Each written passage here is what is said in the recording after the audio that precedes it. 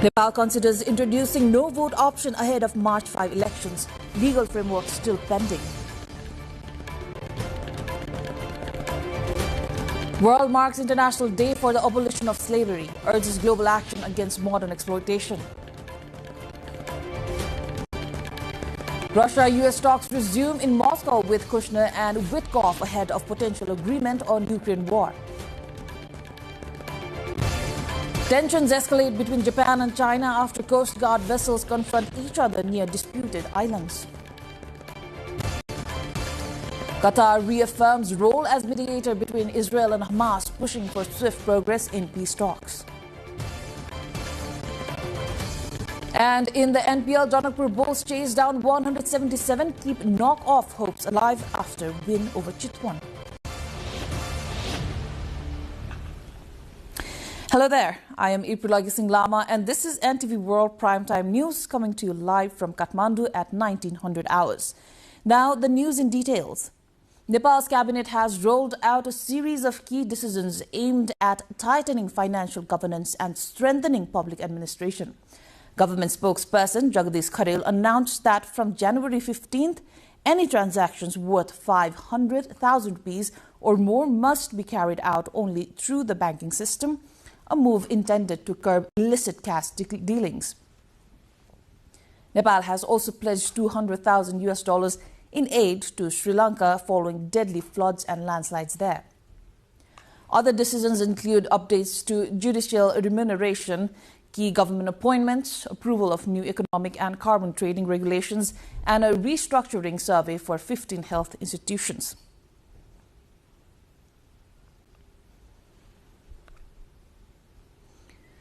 The cabinet has extended by 30 days the committee assessing damages from the Gen Z protest in early September and instructed it to prepare a reconstruction plan.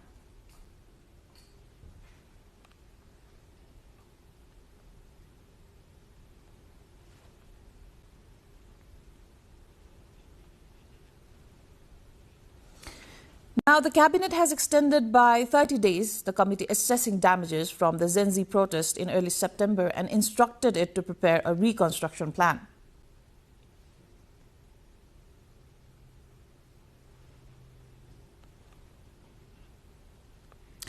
Nepal's oldest state-run daily, Gorkha Patra, has expanded its multilingual news pages to 46 languages with the launch of a new Kulung language page today. Communications and Information Technology Minister Jagdish Kharel unveiled the new project, saying the protection and promotion of all languages and cultures is a national responsibility. He also urged citizens to participate in the upcoming March 5th elections.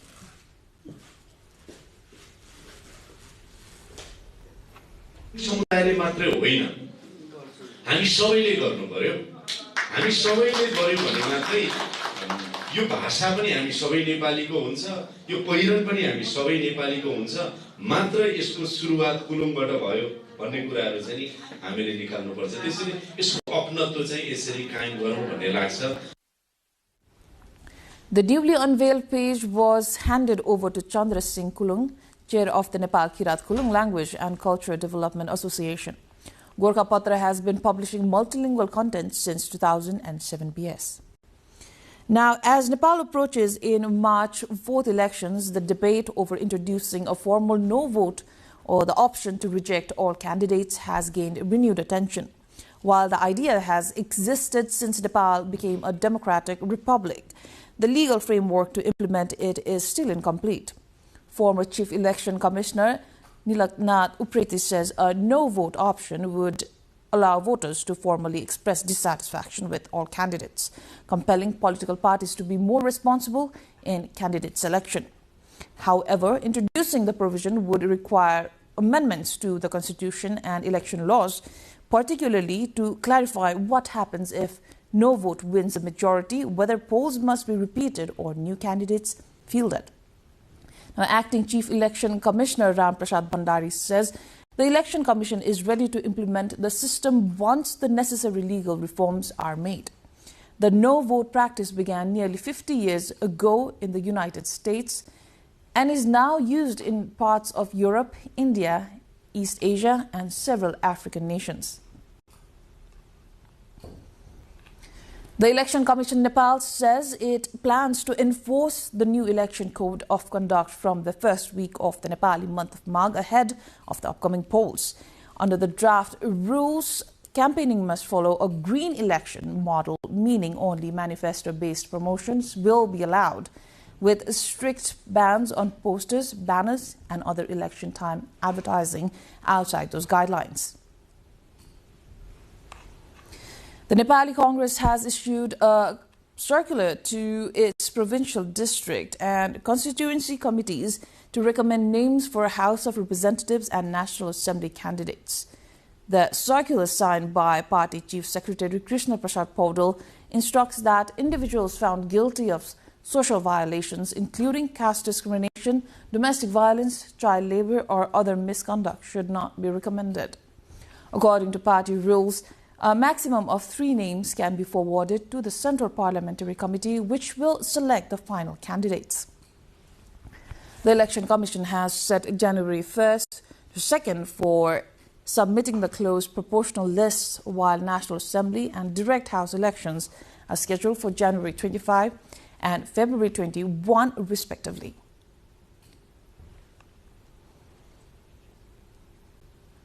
We'll take a short break here. Stay tuned.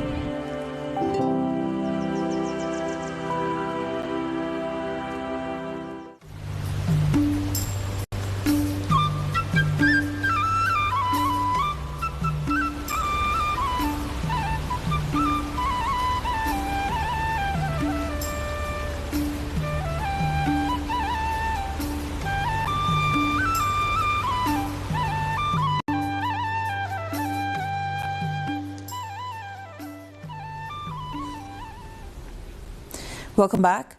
Plans to fully develop Lumbini, the birthplace of Gautam Buddha, remain incomplete nearly 50 years after the original master plan was introduced. However, efforts to promote Lumbini on the global stage are gaining momentum.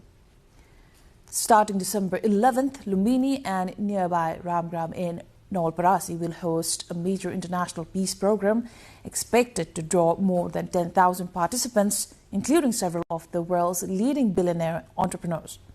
The event is being organized by the Promised Land Foundation in collaboration with the Nepal Tourism Board, the World Youth Federation of Nepal, Lumbini Cultural Municipality, Lumbini Development Trust, Kathmandu University, and civil society groups. Organizers say over 20 Chinese billionaires investors have already confirmed participation. The Nepal Tourism Board says the event will help promote Nepal as a global spiritual destination. Held under the theme World Peace for Prosperity, the 3-day program will also include representatives from the United Nations, diplomats, and senior officials from international institutions. Around the world, countries are marking International Day for the Abolition of Slavery today. The day highlights modern forms of slavery, including human trafficking, forced labor, sexual exploitation, child labor, forced marriage, and the recruitment of children into armed conflict. The United Nations began observing this day in memory of its 1949 resolution aimed at ending trafficking and sexual exploitation. According to the UN, nearly 50 million people globally remain at risk of modern slavery, with women and children most affected. Experts say migrant and vulnerable workers continue to face forced labor in domestic work, construction, agriculture, garment industries, and the sex trade. The International Labour Organization stresses that government, civil society, and communities must work together to end slavery and all forms of exploitation. Now, moving on, bankers in Nepal are expressing concern as liquidity continues to pile up in financial institutions due to a slowdown in borrowing. But at the same time, the number of borrowers failing to repay loans is rising sharply. According to the Credit Information Bureau, more than 14,300 individuals and institutions have been blacklisted in just the first 4 months of the current fiscal year. The Bureau says blacklisting has doubled since the COVID pandemic, with nearly 50,000 people and firms added to the list every year, about 70% for bounced checks and 30% for loan defaults. Last fiscal year alone, over 53,000 names were blacklisted. Once blacklisted, individuals are barred from all major financial transactions and denied new loans, creating serious impacts on businesses. The Credit Information Bureau says the economic slowdown since the pandemic is the main reason behind the surge. Now, Nepal's central bank has continued its flexible approach to monetary policy in the first quarter review of the current fiscal year. Releasing the review, the Nepal Rashtra Bank said it has introduced additional easing measures to support economic recovery. The report notes that policy efforts made by the new government formed after the Gen Z movement, particularly its push for better governance and a more business-friendly climate, combined with monetary relaxation, are expected to gradually strengthen the economy. International rating agency Fitch has reaffirmed Nepal's sovereign credit rating at BB-, the same as last year. Despite some hotel damage during recent protests, the review says foreign tourists remain confident about Nepal's safety, contributing to a steady rise in arrivals.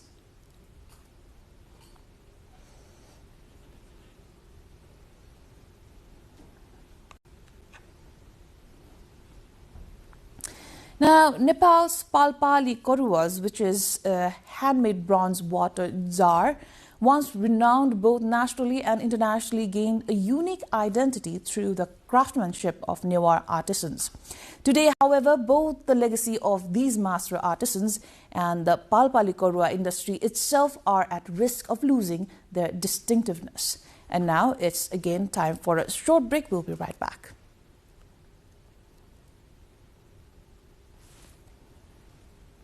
Ansin, the headquarters of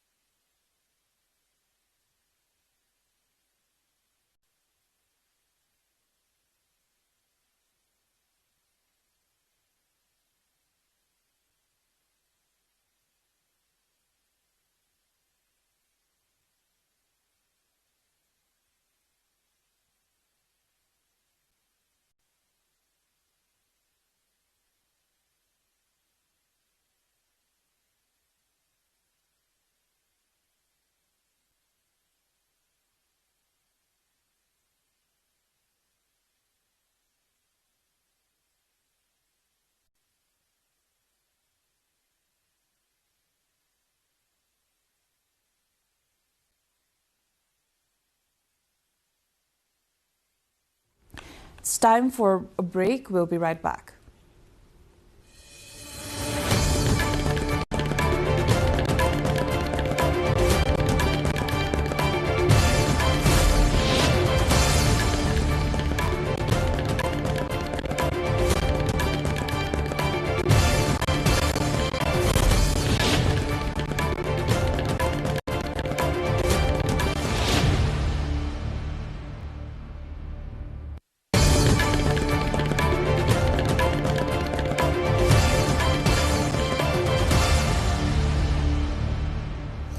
Russian President Vladimir Putin will meet U.S. Special Envoy Steve Witkoff in Moscow on Tuesday after the White House said it was very optimistic about reaching a deal to end the Ukraine war.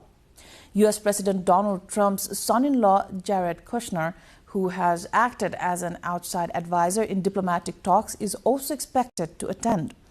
The summit comes after 2 days of negotiations in Florida between Ukrainian and U.S. officials, including Witkoff and Kushner, aimed at refining a U.S.-backed peace plan which had been viewed as favorable to Russia.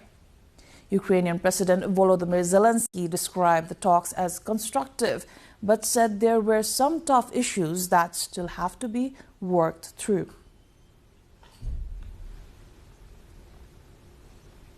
Meanwhile, Zelensky has reached in Dublin as the Irish government announced €100 million in non-lethal aid for Ukraine.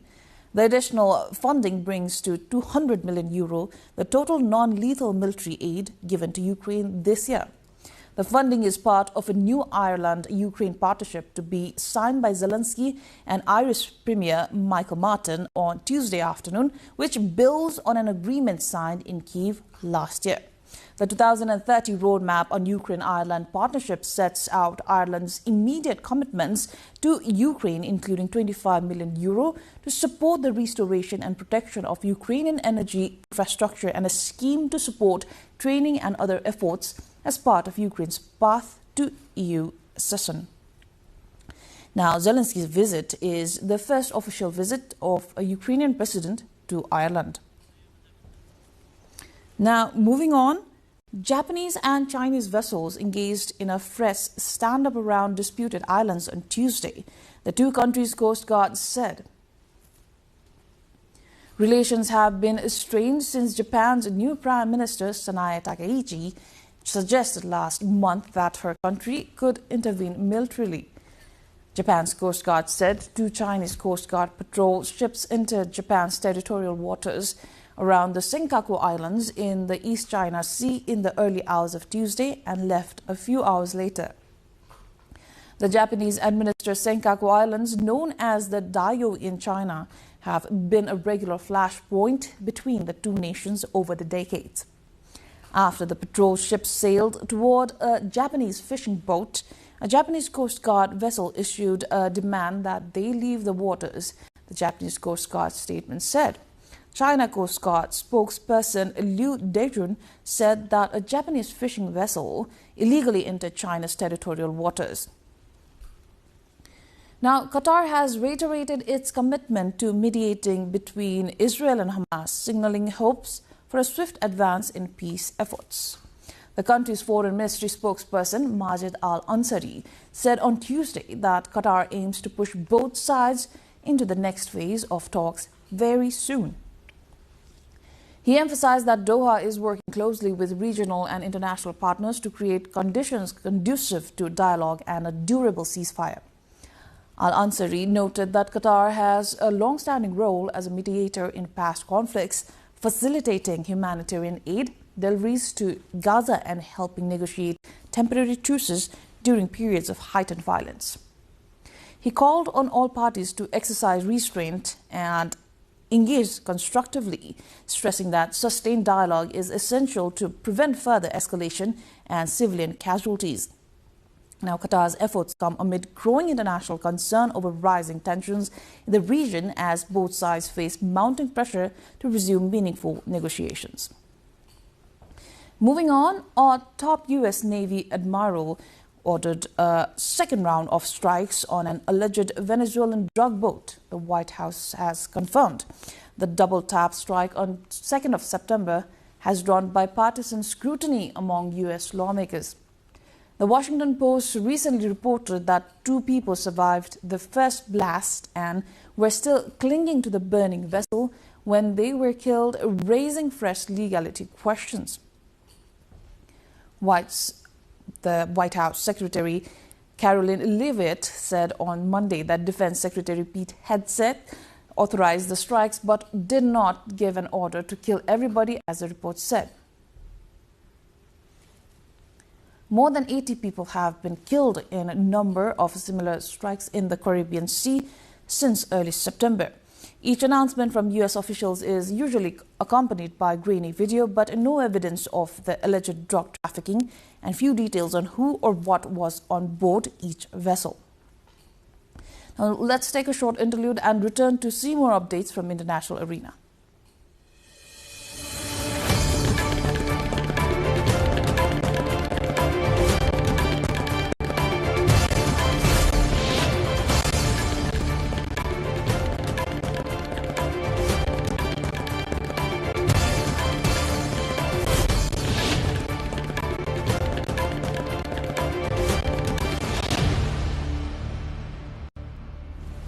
Crowds walked along the main road leading to the sports stadium in eastern Afghanistan on Wednesday as authorities prepared for the public execution of a man convicted of murder.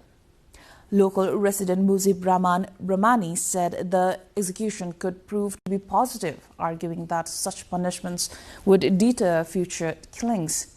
The man, identified as Mangal, became the 12th person to be publicly executed since the Taliban returned to power in 2021. Taliban officials have defended the renewed use of public executions as part of their interpretation of Islamic law, despite widespread international condemnation and growing concerns over human rights abuses in the country. The South Korean government has announced it will provide a record 1,152,000 senior job placements in 2026 under its Senior Jobs and Social Activity Support Project. According to the government, the job categories will include senior public interest activity roles, senior competency utilization positions, and community project group jobs.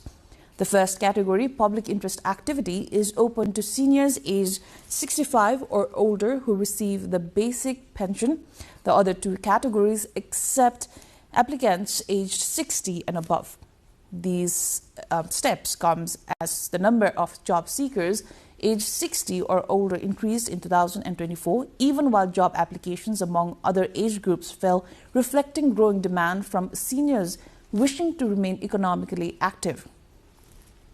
Now, the government will notify selected participants individually, with results expected between mid-December 2025 and early January 2026. Officials say the move aims not only to provide income and social engagement for seniors, but also to strengthen community support structures, care services, and overall social welfare as South Korea adjusts to an aging society. Now, moving on. Apple does not plan to comply with a mandate to preload its smartphones with a state-owned cyber safety app and will convey its concerns to New Delhi, three sources said, after the government's move sparked surveillance concerns and a political uproar. The Indian government has confidentially ordered companies including Apple, Samsung and Xiaomi to preload their phones with an app called Sansar Sathi, or communication partner, within 90 days. The app is intended to track stolen phones, block them and prevent them from being misused. The government also wants manufacturers to ensure that the app is not disabled. However, Prime Minister Narendra Modi's political opponents and privacy advocates criticize the move, saying it is a way for the government to gain access to India's 730 million smartphones. Apple, however, does not plan to comply with the directive and will tell the government it does not follow such mandates anywhere in the world, as they raise a host of privacy and security issues for the company's iOS ecosystem, said two industry sources who are familiar with Apple's concerns. Now, New York City's Mayor-elect Zohran Mamdani and Senior Senator Bernie Sanders joined striking Starbucks workers on a picket line outside a store in Park Slope, Brooklyn. The workers are demanding better wages, stable scheduling, and more predictable hours, part of a broader open-ended strike led by unionized baristas at several Starbucks outlets nationwide.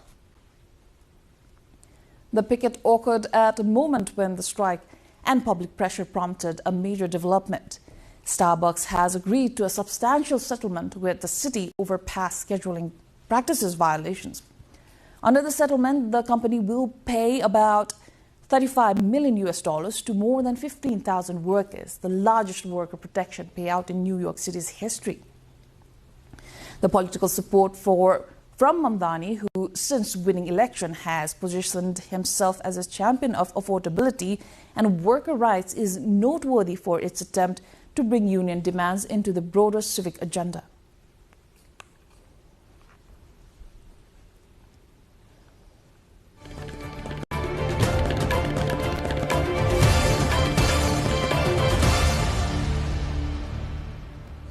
Time for sports update.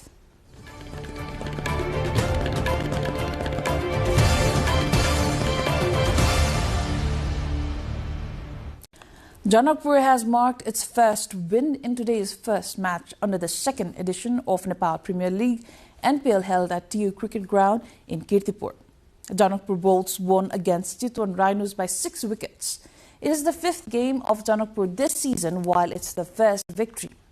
With this, the possibility of Janakpur remaining in the knock-off remains, as it added 2 points on its points tally. Chitwan stands with 4 points in the scoreboard.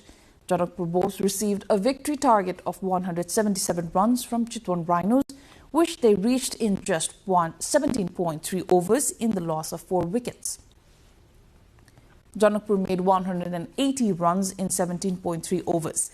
Earlier, Chitwan, who had won the toss and elected to bat first, scored 176 runs for the loss of 4 wickets in the stipulated 20 overs. Now, for Chitwan, openers David Malan and Arjun Sawad contributed 80 runs and 52 runs respectively. The two batters also contributed 112 runs in partnership. Andy Murray said his 6-month stint as Novak Djokovic's coach was a valuable learning experience despite a disappointing end after the high-profile partnership failed to yield a title. 3 times Grand Slam champion Murray joined Djokovic's coaching team in November 2024 after calling time on his career at the Paris Olympics. But the pair ended their association in May, shortly before this year's French Open under Murray.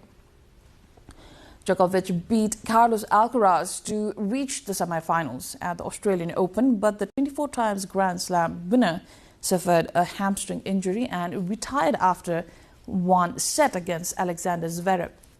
Murray said he would be open to a new coaching role with the experience he had gained during his time with the Serb.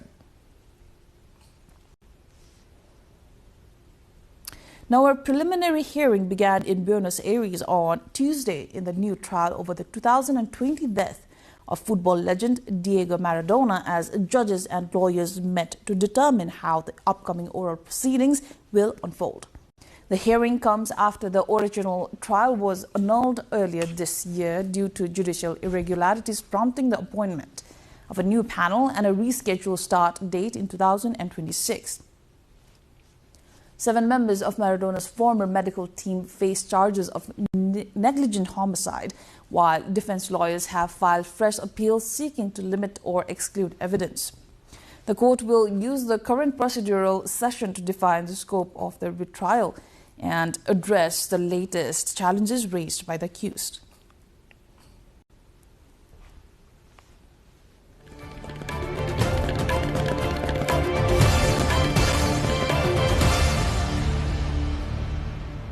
Before wrapping up, let's take a look at the headlines once again.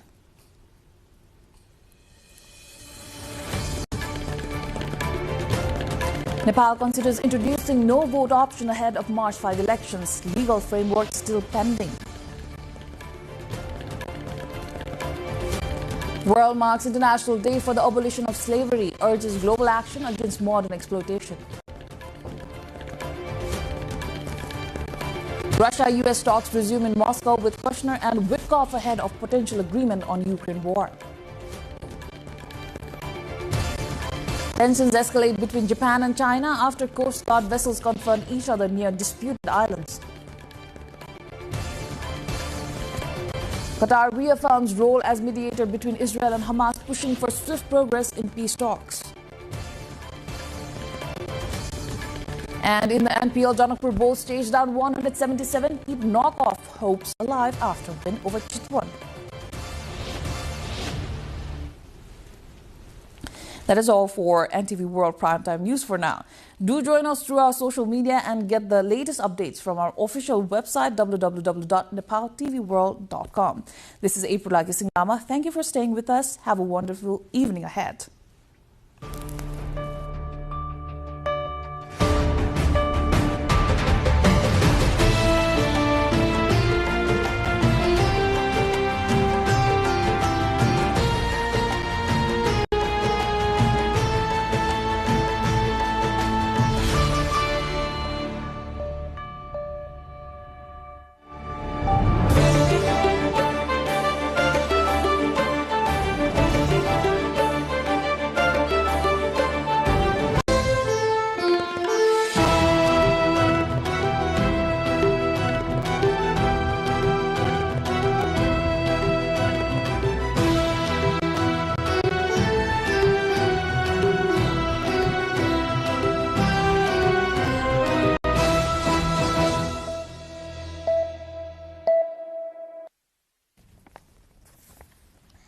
Welcome to the studios of NTV World in Kathmandu. Public Service Broadcasting, PSB Nepal's new initiative to make Nepal more visible and audible to the global audience. Welcome on board.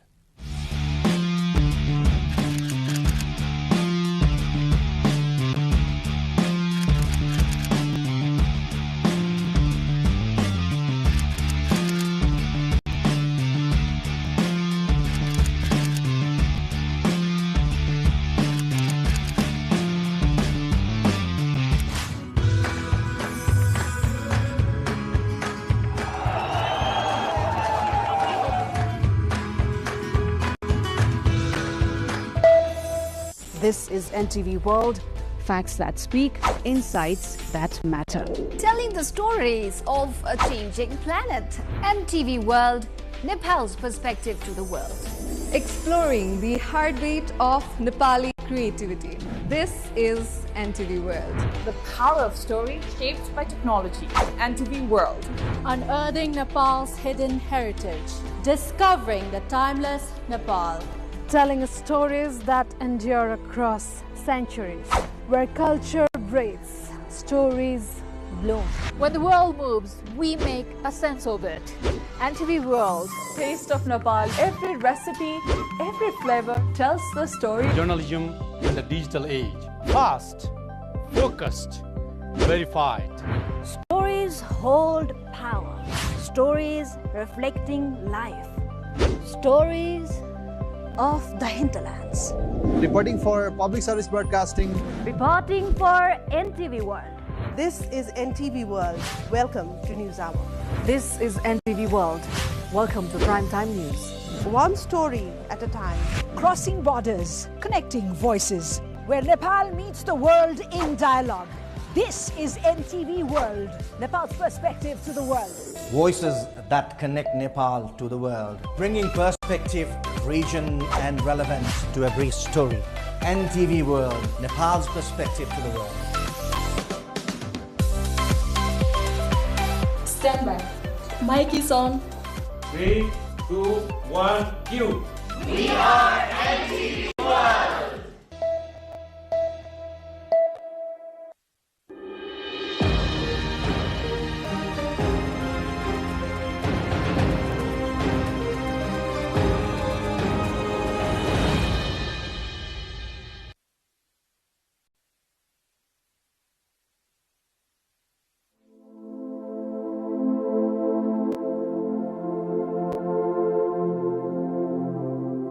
A city known for its legacy, Kirtipur. Locals also call it Kipu in their own dialect.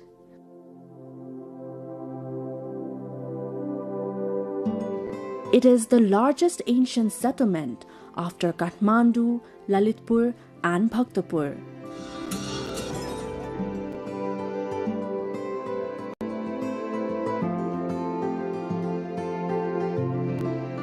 The city still has an impressive Malla-era neighborhood.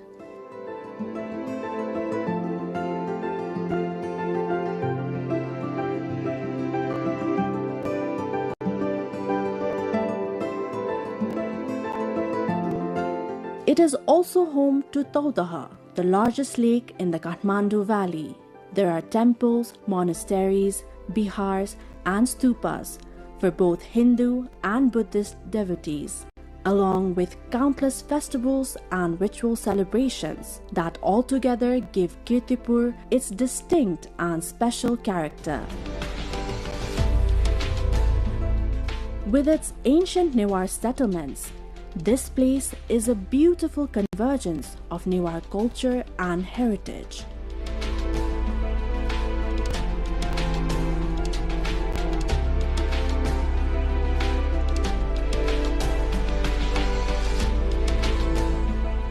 The 2nd century settlements here, the temples and the stupas, along with the legends and the faiths surrounding them, are fascinating. Situated beside the Kathmandu Valley, which once was a natural lake itself, Kirtipur developed as a flourishing hub of early settlement and culture. Because of this, the area is exceptionally valuable for historical and cultural study. A long time ago, the children of Kirtipur's farming families apparently made a clay tiger to play with while herding sheep and goats. To make that tiger look even more lifelike, they wanted to add a tongue. So they left their sheep and goats nearby and went into the forest to gather leaves for it. Upon returning, the children found their sheep and goats missing. And when they investigated, the clay tiger opened its blood-red mouth and claimed to have eaten the animals. Apparently, what had happened was that the deity Bhairav, a Hindu deity, had entered the clay tiger. In their anger, the children then cursed the clay tiger so that its mouth would remain perpetually open. This is the famous legend behind the Bagh Bhairav temple as remembered by the residents of Kirtipur. Bagh Bhairav is the revered deity of Kirtipur's residents. Situated in Kirtipur, this temple is accompanied by several smaller temples, many of which can be traced back to the 2nd century according to the historical records. Among them are temples dedicated to Yamaleshwar, Narayan, Bhavani Shankar, Ramchandra, Manavinayak, Vishwakarma, Sridhar Vishnu and Mool Ganesh, all of which were constructed in the 2nd century as per many inscriptions.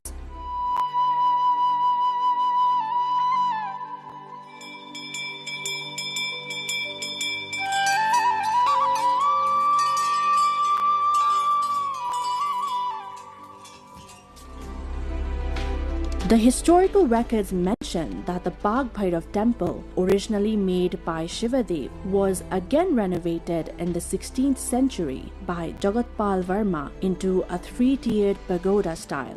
This makes the temple a central attraction of Kirtipur.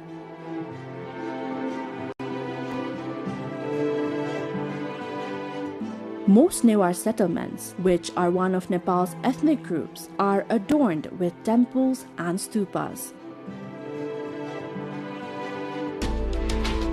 So Kirtipur is home to countless temples and stupas as well, too many to count by hand. The Uma Maheshwar temple here is located at the highest point in Kirtipur. From here, one can take in panoramic views of the entire Kathmandu Valley. Swayambhu, an ancient Buddhist stupa, is clearly visible from this vantage point. It is said that the temple's elevation is roughly the same as that of Swayambhu's. On clear days, the world's highest peak, Mount Everest, can also be seen from here. Uma Maheshwar, representing the Hindu deities of Shiva and Parvati in another form, is considered a symbol of family happiness and love. The temple's tiered roofs, its design, the surrounding houses, and the views are not only beautiful but also reflect its historical significance. It is an excellent place to explore and spend an entire day.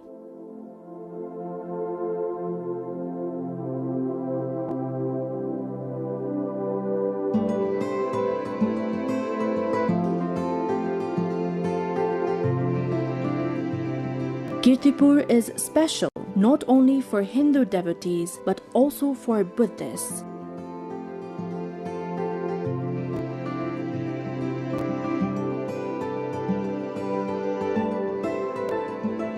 Its stupas and vihars are ideal for the study, research and promotion of Buddhism.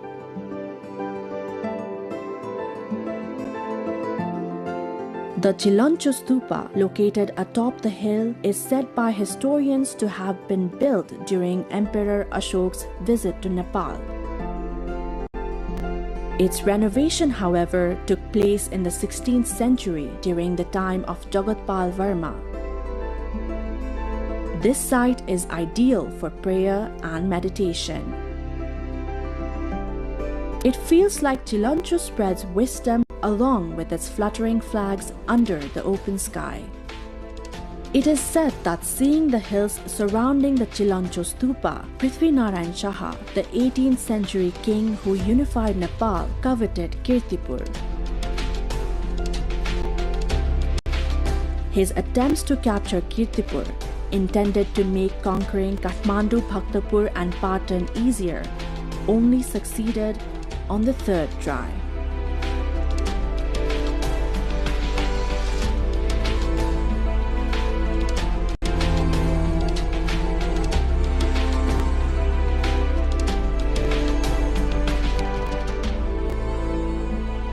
Facing south is Ratnasambhav, mounted on a horse and showing the Varad Mudra, which is a gesture of generosity and granting boons. Facing north is Amitabh, seated on a peacock in the meditation mudra, symbolizing infinite light and compassion.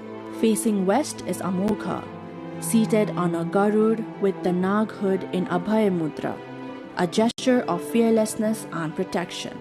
At the center sits Vairochan, mounted on a lion and invisible, imparting profound knowledge of Buddhism.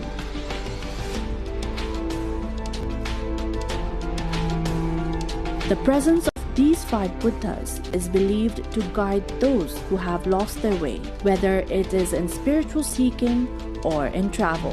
The stupas, vajras and stone statues here are enchanting, capable of captivating visitors for hours.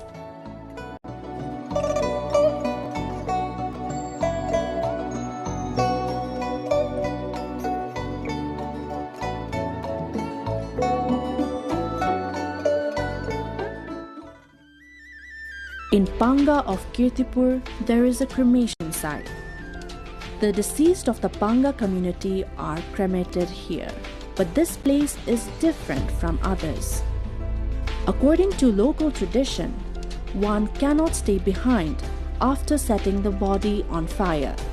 Normally in other places in Hindu tradition, after the cremation, the ashes are collected after a process that can take up to hours. Here, however, bodies are covered with 9 pieces of wood for adults and 7 for children, along with water-soaked straw.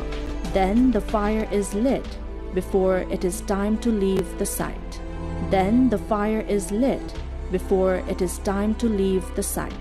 This tradition is only for the people of Panga. Next to the burial ground stands the Vishnu Devi temple, one of the several Shakti Peeth or sacred power sites of the people of Kirtipur. This stupa houses the Pancha Buddha, the depiction of 5 knowledge of Buddha.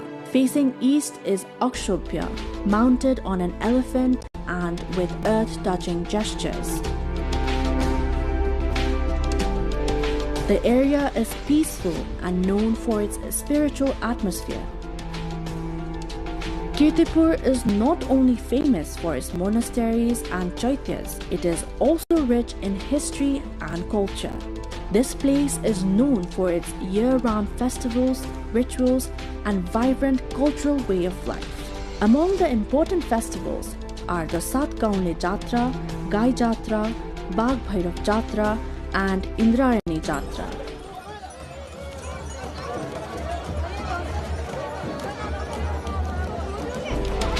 On the day of Gai Jatra, a special dance is performed here. The Dhya Dhya Papa dance, also called Katmar, is a ceremonial performance where dancers in unique costumes move to traditional music. It is an integral part of Kirtipur's cultural identity.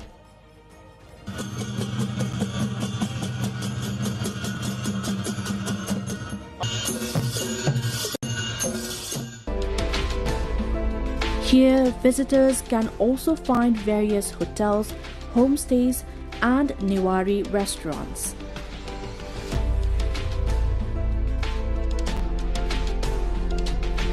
The Newari-style houses and pathways decorated with traditional materials are truly captivating, and the popular Newari restaurants, which draw people from all around, are plentiful. A beautiful after the farmer cured his sick serpent queen. When the farmer later lost the vest, the dispute over who truly owned it became the story behind the festival where the vest is displayed. Taudaha is rich not only in religious and cultural significance but also in biodiversity.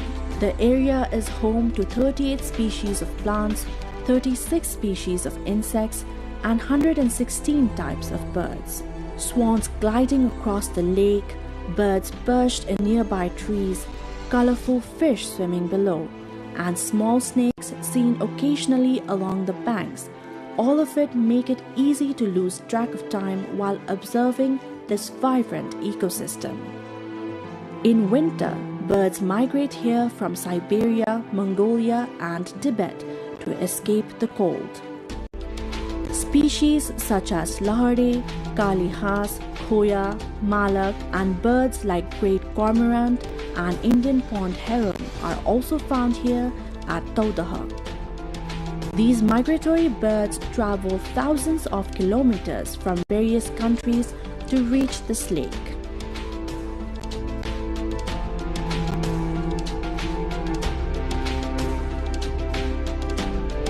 As a wetland area, Taudaha hosts water, land, vegetation, aquatic animals, amphibians, and other wildlife all in one place. For this reason, the lake attracts everyone from casual tourists to students conducting research. As tourist numbers increase, so have vendors selling fish feed around Taudaha. These traders who stay around the lake from morning to evening occasionally also encounter snakes. But believing the snakes to represent Karkotak Nagraj, the traders drive them away by just burning incense. Just before reaching Taudaha, Chobar is a unique tourist spot in Kirtipur.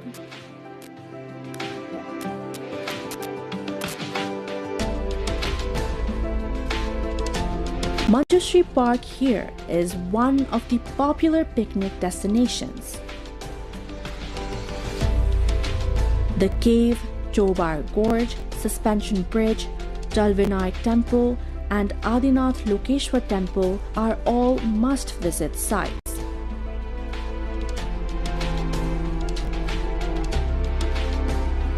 This gorge is said to be where Manjushri cut the hills to drain water from the Kathmandu Valley, making it suitable for human settlement.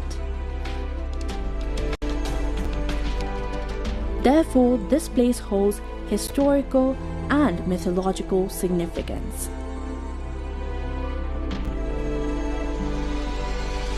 Jalvinayak Temple is located along the Bagmati River.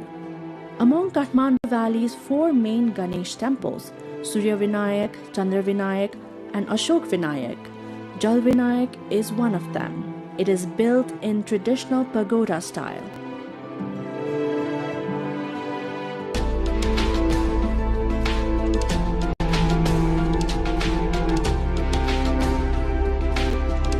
Toran or archways, doodle or roof struts, and gajur or pinnacles enhance its architectural beauty. So this temple is significant both for religious faith and for historical and architectural value.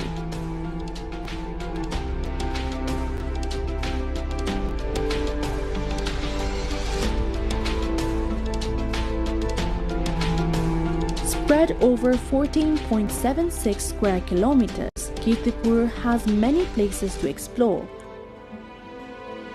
which cannot be fully visited in a single day. Its heritage, lifestyle, and festivals are all unique. To guide tourists before visiting, a tourist information and service center has been established. It lies near the Kirtipur's entry point. This center provides information about major tourist attractions and helps make the visit easier. Exploring Kirtipur's historical, religious, cultural, and natural sites is incredibly enchanting. These sites are witnesses to history. For research and study, visiting Kirtipur is essential. The local lifestyle, daily life, the breeze, and the scent of the soil here, all of it are very special. In modern times, as ancient civilizations threaten to vanish, Kirtipur strives to maintain its ancient identity. Its monasteries, temples, chaityas, ponds, markets, and even the language reflect this heritage.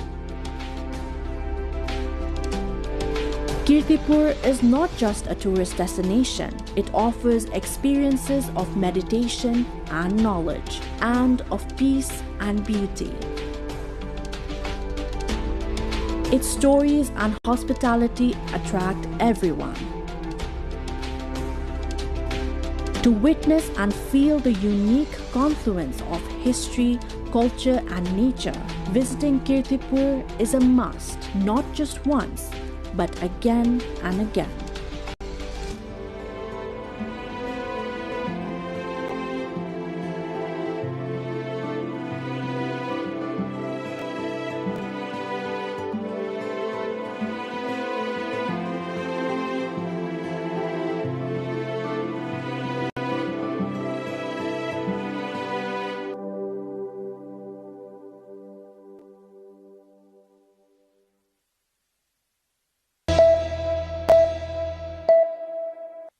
What would be an ideal step-by-step thing that we could do to make sure all our financial activities of the government and everything is transparent and that we deal with corruption?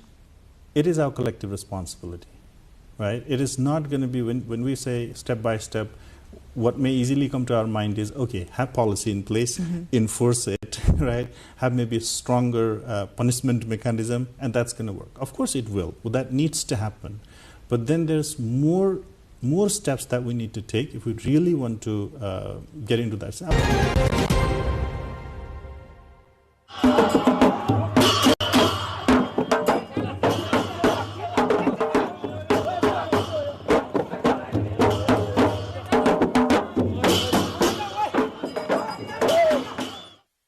Music,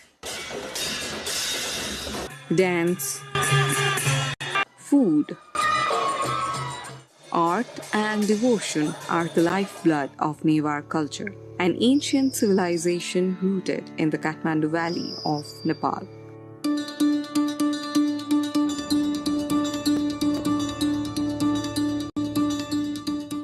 With lively festivals nearly every fortnight, the Newars celebrate life through a rich tapestry of traditions known as Jatra.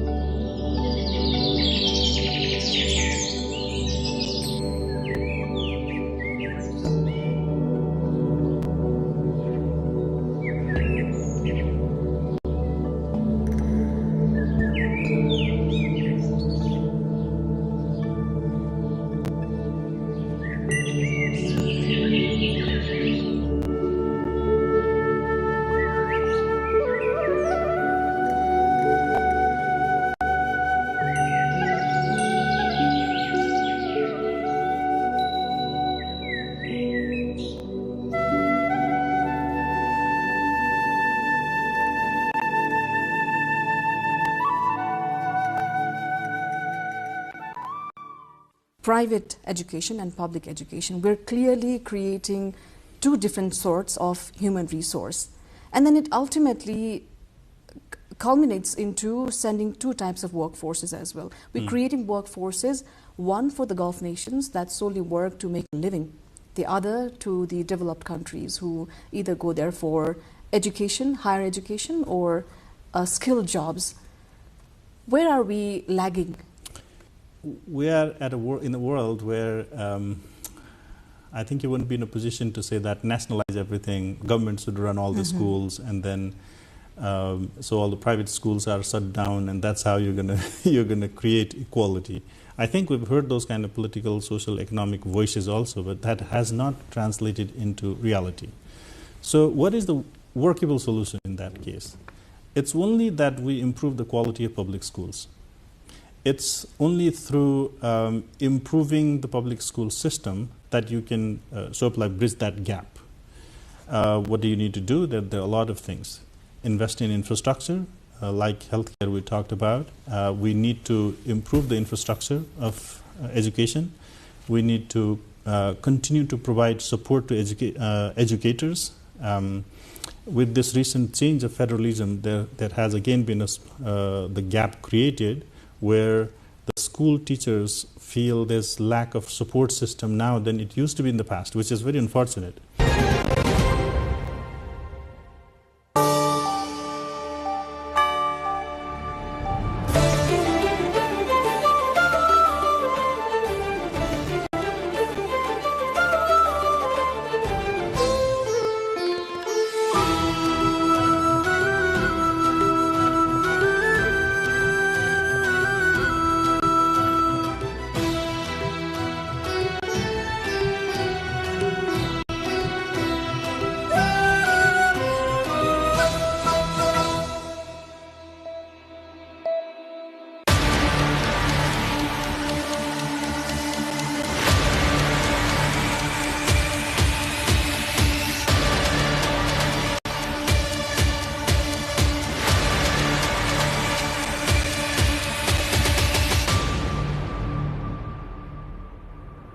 Welcome to Declassified Beyond the Brief with me, Devendra Subedi.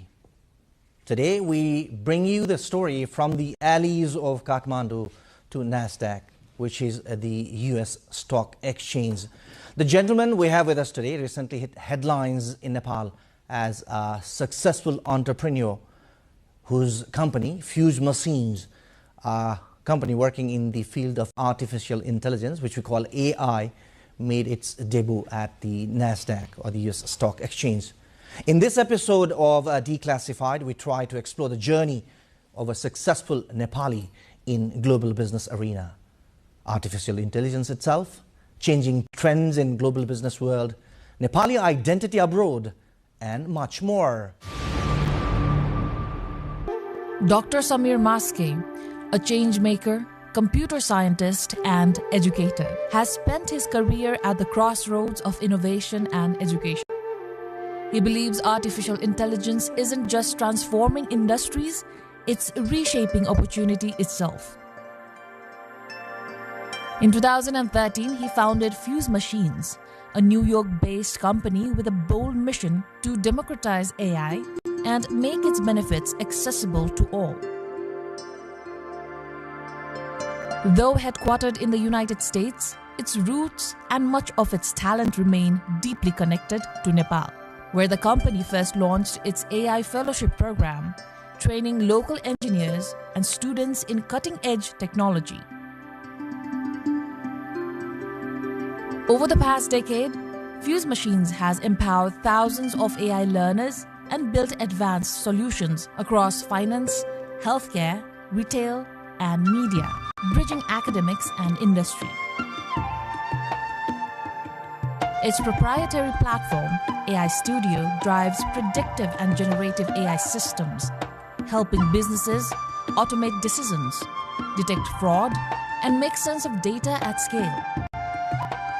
Listed on NASDAQ in October 2025, Fuse Machines reached a valuation of about $200 million.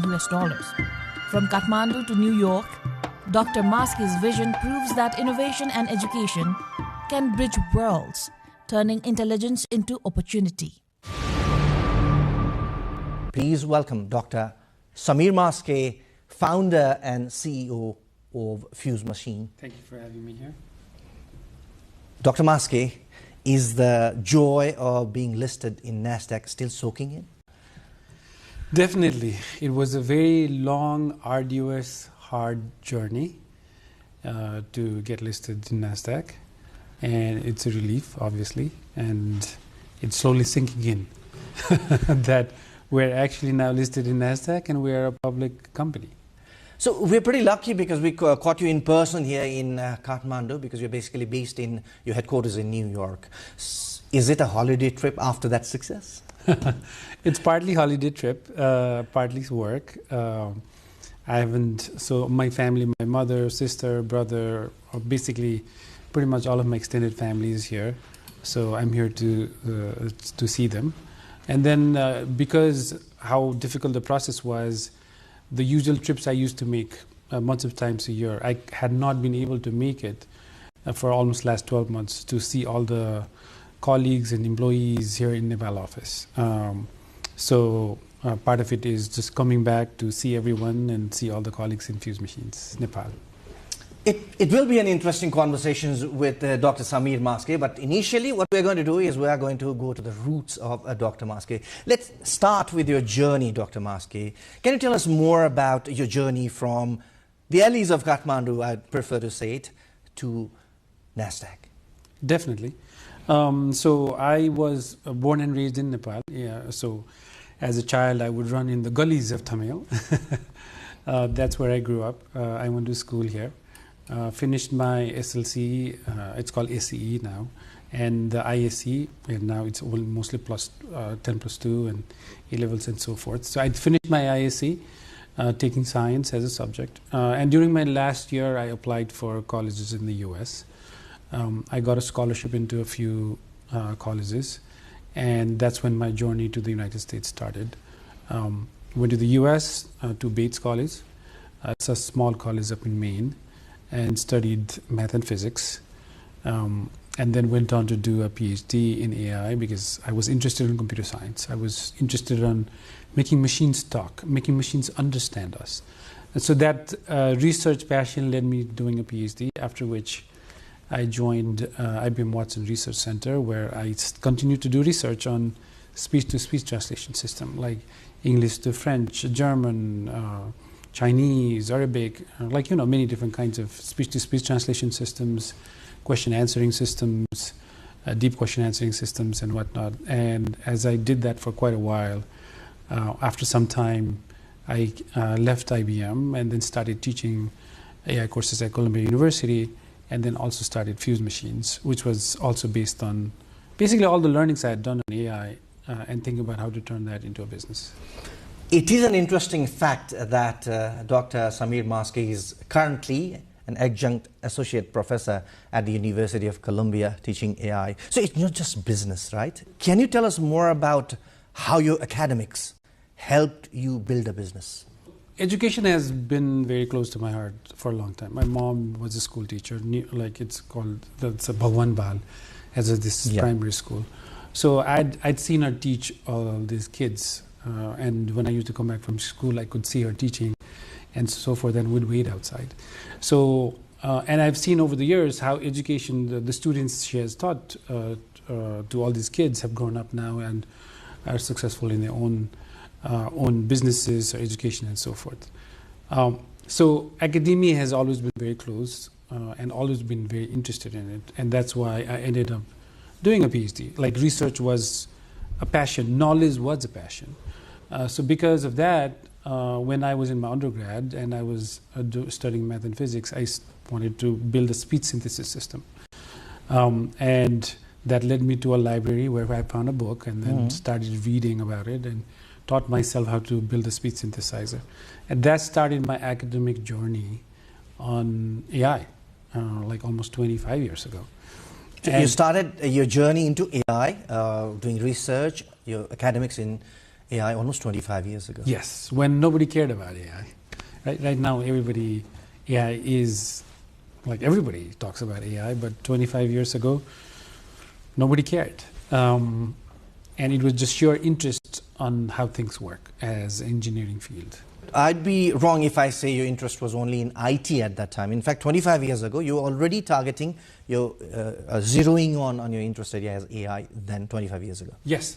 In fact, the first, I had built this Nepali text-to-speech synthesizer, which is making machines talk in Nepali. And I released it as an open source software. I did a presentation at NAST, at the time RONAST, and I gave a presentation on how to build a Nepali speech synthesis, like making machines speak in Nepali. And that was 24 years ago. How was the reaction after that? Did anybody come back and consult you and try to develop that into a new thing in Nepal? It was good, like then at the moment but it didn't materialize into anything else out of it. So we released that open source. But Nepal was pretty far behind in computer science, IT, especially 20-something years ago. There was barely internet, right? And a lot of the talent we have, who has exposure, was not there yet. So nobody really knew what to do with it. You know, somebody came, presented Nepali speech synthesis system. Okay, it sounds great, but how to use it here, how to build on it, none of that happened. So that software just stayed there in the shelf. Before starting your own company, you worked for some world-renowned companies. When exactly did you decide it's time now for me to start my business? So after PhD, I worked at IBM Watson Research Center as a research staff member for a few years. And as I mentioned, it was that interest of building speech-to-speech translation system, and IBM had one of the best speech-to-speech translation system research group at the time. And as I did research and published papers, and did more research and published papers, it came to a point where I saw, well, I've been doing research by then I'd been doing research for almost 15 years.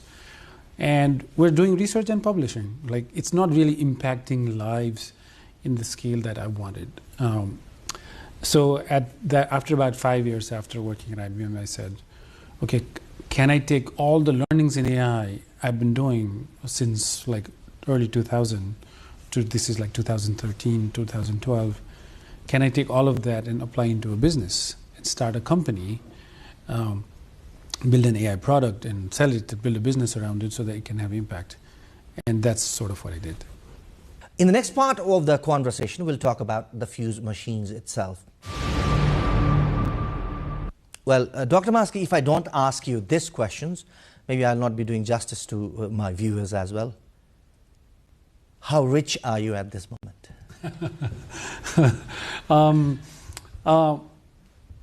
It all depends on how one perceives wealth, right? At the end of it, what matters is the family and health. For me, that's the most important thing, the family and being there and making an impact and so forth. The total market cap for the deal was 200 million. Post money is 280 million. And the opening, at that opening had $10. It has gone down and it's opened at less. So as the share prices move back and forth, it could come down, it could go up, and so forth. But it's no longer just me, right? It's all of our employees, many of our employees are shareholders, a lot of the investors are shareholders. Is it possible for a Nepal-based company to be enlisted globally, like in NASDAQ or in other global share market or stock exchanges? Is it possible? It has to be US-based. I think from legality perspective, at least Nepal laws do not allow a fully Nepali company to be listed in NASDAQ because of some of the old rules and laws around Nepali citizens' rights of owning foreign assets and foreign shares and so forth. If that changes, then definitely so. As of right now, it has to be, at least as of right now, if there are companies that are headquartered in the US and is based in the US, but have significant presence and have origins in Nepal, they can definitely list in NASDAQ. So you are the first company that was founded by a Nepali person of Nepali origin to be enlisted in NASDAQ. How big is it? I would say being the company that has basically, we have a lot of presence in here. We are Nepali roots, Nepali values, and so forth. And from that perspective, being one of the first company to have such level of roots and ties to Nepal and being listed in NASDAQ is extremely satisfying, obviously. And I hope it becomes an example for other companies to strive and be listed in NASDAQ or other New York, other stock exchanges. And I hope we are the first among many to do that. What's your next business plan? Like, you are spreading slowly into a global business. You are already in South America, in some of the countries in North America, Canada, US, also Nepal-based, you said. So what's your next plan to promote the business globally? Especially as a public company, growth is one of the most significant metric that everybody looks at us from, right? So from that perspective, one of the biggest focus would be growth. Both organic growth with with our own team doing more sales and so forth, and with inorganic growth as well, with potential acquisitions and M&A activities and so forth. As far as the scaling out from just the US and Nepal, we've already on multiple countries, and we will continue to expand based on the needs of the clients, based on where we see the most value being generated and where the growth from sales happens. There must have been challenges in the journey. Right now, as you said, you started it in 2013, almost 12 years of hard work, promotion, dedication, vision, innovation, as you said, right? As I have seen, as I saw myself, most of the Nepalese or Nepali diaspora in the US, I found a lot of youngsters working in the field of IT. So what are the challenges for, let's say, Nepali youngsters in the US or even in Nepal to build a business in IT or AI at present? What are the major challenges that you would suggest they should resolve those first? Particularly in Nepal? Nepal, as well as the Nepali diaspora in the US who want to emulate your steps. I would say Nepali diaspora has an easy, I mean, starting a company is not easy, obviously, but if you look at the challenges, the youth in Nepal, they are faced with more challenges on trying to start a business and scale it. I would say there are various reasons for it, and there are many kinds of challenges. And one of the biggest challenges I would say is on funding. Mm-hmm. Because especially as a smaller company, as a smaller startup, funding, you do need funding to sustain the company as you try to figure out product market fit, service market fit, and you need to be able to sustain that while you might not be making a lot of revenue. Especially if you want to go for, solving very extremely hard problems, you might not have a revenue coming in soon.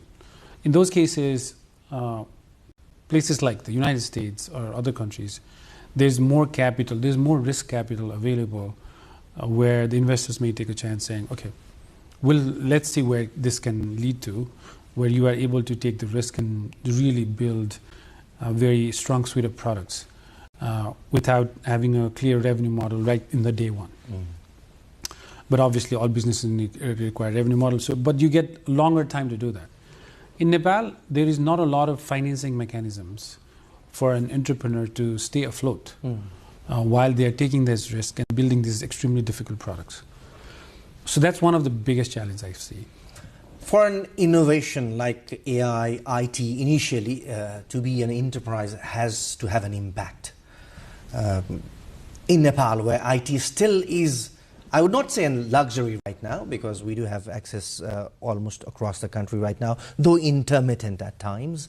So what challenge do you see in country like ours, where you would see more and more IT-based company, AI-based companies emerging?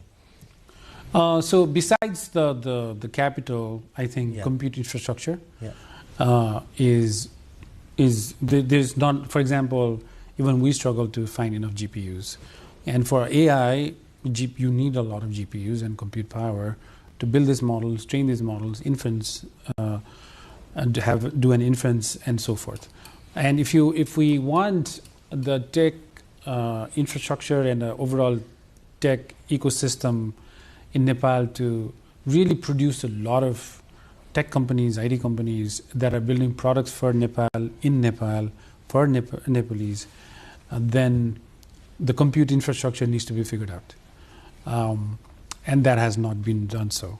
So I think that's one of the challenges. There are other challenges, obviously, from intellectual property laws and so forth, right? Like in a lot of more developed countries, some of these laws are more fine-tuned, so nobody can just do whatever they want, and if they are infringing copyrights and so forth, some of those needs to be also tightened up, so that somebody who's taking that risk and building something has some capacity to say, this is what I built and this is my intellectual property. Going back to Fuse Machines, Dr. Maske, what makes a great company? Fuse Machines, let's say, where would you rank in the scale of a great company from 1 to 10, 10 being the highest? I do not know how to rank the company that I started. But what I can say is, for any company, one of the most crucial factor is the culture of the company, on how everybody comes together to do something very big. And in order to do that, one of the most important stuff is vision. Like, what is the overall vision of the company? So I think the vision brings about the clarity on where you want to go. And the culture is part of the main DNA of the company that makes a company exciting to work for, exciting to join, exciting to build things for. And those parameters makes a great company. So if I say it's great visionary leadership, backed up by a very creative and ethical workforce, that makes a great company. Would I be wrong? Yeah, I think that is a good way to sum it. So Fuse Machine is right in that track. Would you say that? So we have amazing set of leaders in the company who are unified in the vision of democratizing AI, and that thesis of what we believe in, of making sure, especially talent is everywhere, but opportunities are not, and opportunities should be, and having that clarity on that vision and all the leadership seeing that and creating the culture needed for the company to fulfill that dream. I think that makes the Fuse Machines be able to execute things the way we want, that has allowed us to be at this stage. How is the work culture, as you said, like how multinational is the team right now in Fuse Machines? Oh, very much. So, there are many languages get spoken. We are across quite a few countries in Latin America as well. We have employees in India, consultants in India. We have largest presences in Nepal. Then we're in Canada. So there's a mix of different cultures and languages, which makes it very exciting to work as and to lead it as well. Yes. Well, very inspiring story of Dr. Samir Maske. That's what we are hearing right now, right here at the studios of NTV World. And in the next part of this conversation, we talk about Dr. Samir Maske as an international Nepali citizen, the flag bearer of Nepal in the global market. Dr. Maske, you have emerged as a Nepali flag bearer in the global business arena, but the emergence or your, let's say, emergence remained a pleasant surprise to many in Nepal. It was a very quiet journey. We only came to know about your Fuse Machines, Dr. Samir Maske, very few. But how did you keep it so quietly, or how did you do it intentionally quietly? We've been building the business for almost 12, 13 years. And when you are truly trying to fulfill your vision, it's never about never about marketing and brand and stories and whatnot. It's about the overall ethos of what you're trying to do, which is impact lives, bring job opportunities, provide high quality education. So we've been doing that for a while, because that's the core core mission of Fuse Machines. And as we have done it, people have heard about some of the fellowship programs we have done. So we started AI Fellowship, Fuse Machines AI Fellowship, almost 7-8 years ago. I took some of my courses and packaged it and then taught it here to a surprisingly amazing results, which allowed us and said, okay, we should take that and make it a full-blown AI Fellowship program. And now, especially among young youth who are trying to learn AI, they know the AI Fellowship program quite well. Whenever we open the fellowship programs, we get thousands of applicants. So, it's among the community of AI and engineers, people do know about Fuse Machines, but probably maybe not in a broader Nepal view. Anyway, it has been a very successful journey, but can you define success now? It's a very, let's say, ambiguous question I might be asking, but for you, what is success? How can you define it, relating it to you personally? So, success, the word success could mean different things for different people, right? Depending on the age, depending on where you're at the stage of life and so forth. For a young kid, passing that final exam and getting 100% is the success. For a global world leader, making, impacting millions of lives is probably a success. So it means different things for different people. If I had to think about that word itself, what comes to my mind is family, being there for them. My wife, my kids, my mother, my sister, brother, and so forth. And being there when they need me and being able to share the experience as a whole together is a success. Has it changed you a bit, the success that you've achieved in the last few years, especially after, let's say, the enlisting in the US stock exchange? Has it changed you personally? Has your life changed, or it's still the same? No, nothing has changed. It is still the same. There's been a bit of exposure here, and there's been news articles and whatnot, but no, nothing has changed on a day-to-day life. Well, Dr. Maske, being a Nepali citizen originally, was it difficult or easier for you to work in the US, especially when you were trying to build up a business? US is a melting pot of pretty much all citizens around the world, of all ethnicity, races, and so forth. I went as a very young kid, right after high school, and it didn't make as much of a difference, especially when you are among the students who are all there to study. Nepal definitely has that charm for a lot of people, where they learn about Mount Everest, they learn about the culture here, and so forth. From a perspective of having deep roots and values that have been instilled to me by my mom and the family, has definitely helped. Right, the transparency, truth, ethics. These are hospitality. These are some of the values that you learn in Nepal when you grow up, and those have definitely helped me in a global world on being able to compete. So your roots have definitely helped you. Absolutely, absolutely. Nepali roots have absolutely helped me. We are just talking about the journey, the dedication, the hard work that Dr. Samir Maske and his team, the multinational team behind the success of the Fuse machine, put up in these 13 years for the investment in NASDAQ. Now, in the next part of our conversation, we talk about AI, which I am a novice in, and to much of our viewers must be more interesting because they are much into it. How would you define AI, the artificial intelligence, Dr. Maske, being a practitioner and in fact a person who has built up a business, a very successful one in it? How would you define AI? What exactly is AI? You can think of it as a machine that takes input, does a reasoning on it, and produces an output that is useful for humans. If I were to define it in the simplest form, that's what it would be. That reasoning system that sits in the middle, taking input and producing outputs that's useful for humans. Is it still an evolving technology, or it's at its peak? In the next 5 years, how would it evolve, if it's evolving?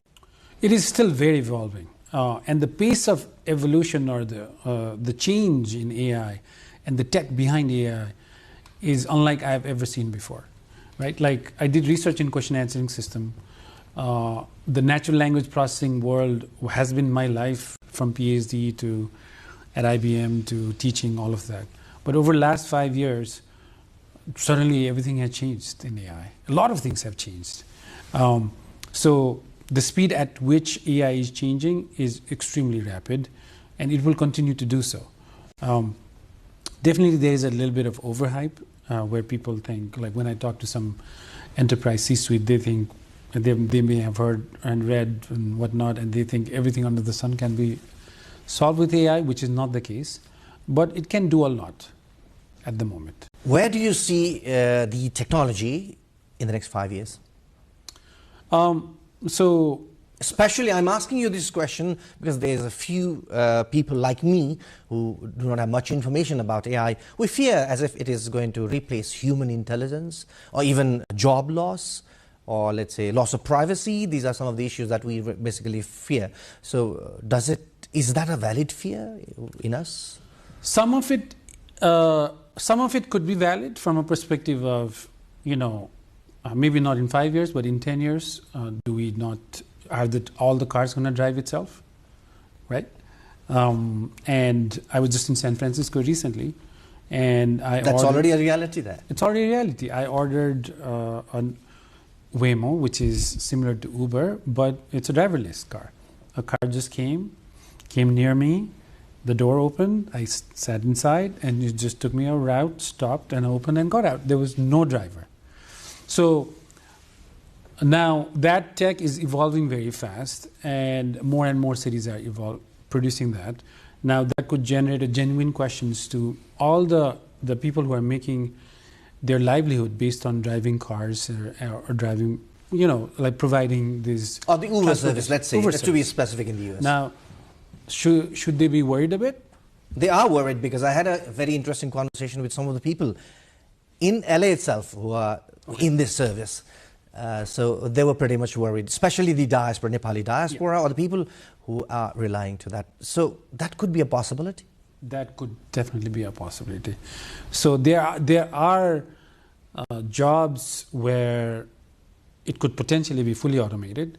But having said that, I would say AI brings in a lot of augmentation and efficiency gains, which will not necessarily replace the human, but produce a lot more efficient human, almost like a superhuman, where the person will be able to do more jobs in less amount of time.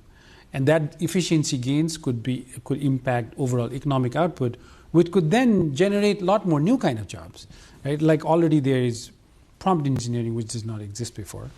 AI audit, like auditing AI models, those kind of jobs did not exist. So there are new jobs already being created. So I think that will happen as well. How foolproof is it, Dr. Maske? Can we 100% rely on it? Foolproof as in, will it always be accurate? I mean, depends on the problem that it is working on. Since you're talking about auditing, for example, so would it be 100% correct in that sense? At least probably, if you try to build an AI audit system at this point, it probably will not. And in many cases, it might never be 100%, because we as humans also make error. Or the people like you would like to leave some space for the humans there as well? No, the thing is, the AI is just learning from humans. And when it's learning from humans, if the training data has a certain amount of ambiguity, then it will also not be able to separate out some of those ambiguities, in which case it will make those errors. So in many cases, you will see 95% accuracy or 96%. In some instances, it has gone to 99%. But if you look at enterprise AI being built right now, in many cases, it is actually 90% or less than 90%, right? So there's still a decent amount of progress that we need to do to make AI what I quote unquote foolproof, which is not the case for every instance right now. Well, enlighten me on this particular question, Dr. Maske. People like me who are still a novice, or people like many of our viewers who are pretty much, let's say, a novice in AI, will they be a misfit in near future in the society? Misfit as in? In terms of everything, because we are taking assistance for AI, as you said earlier, could be a misinterpretation, a misuse of the technology itself, for each and everything, from students doing their homework to designing mega projects. We have heard AI can be used and is being used. So if you do not know how to get acquainted with it, or if you're not acquainted with it, will that person be a misfit soon in the society? Yeah, I would say as the AI evolves and it produces these tools that we can use for efficiency gains and so forth, the more and more people should learn how to use some of these tools, because if you don't use it, I don't know if misfit is the word, but you will be left behind, right?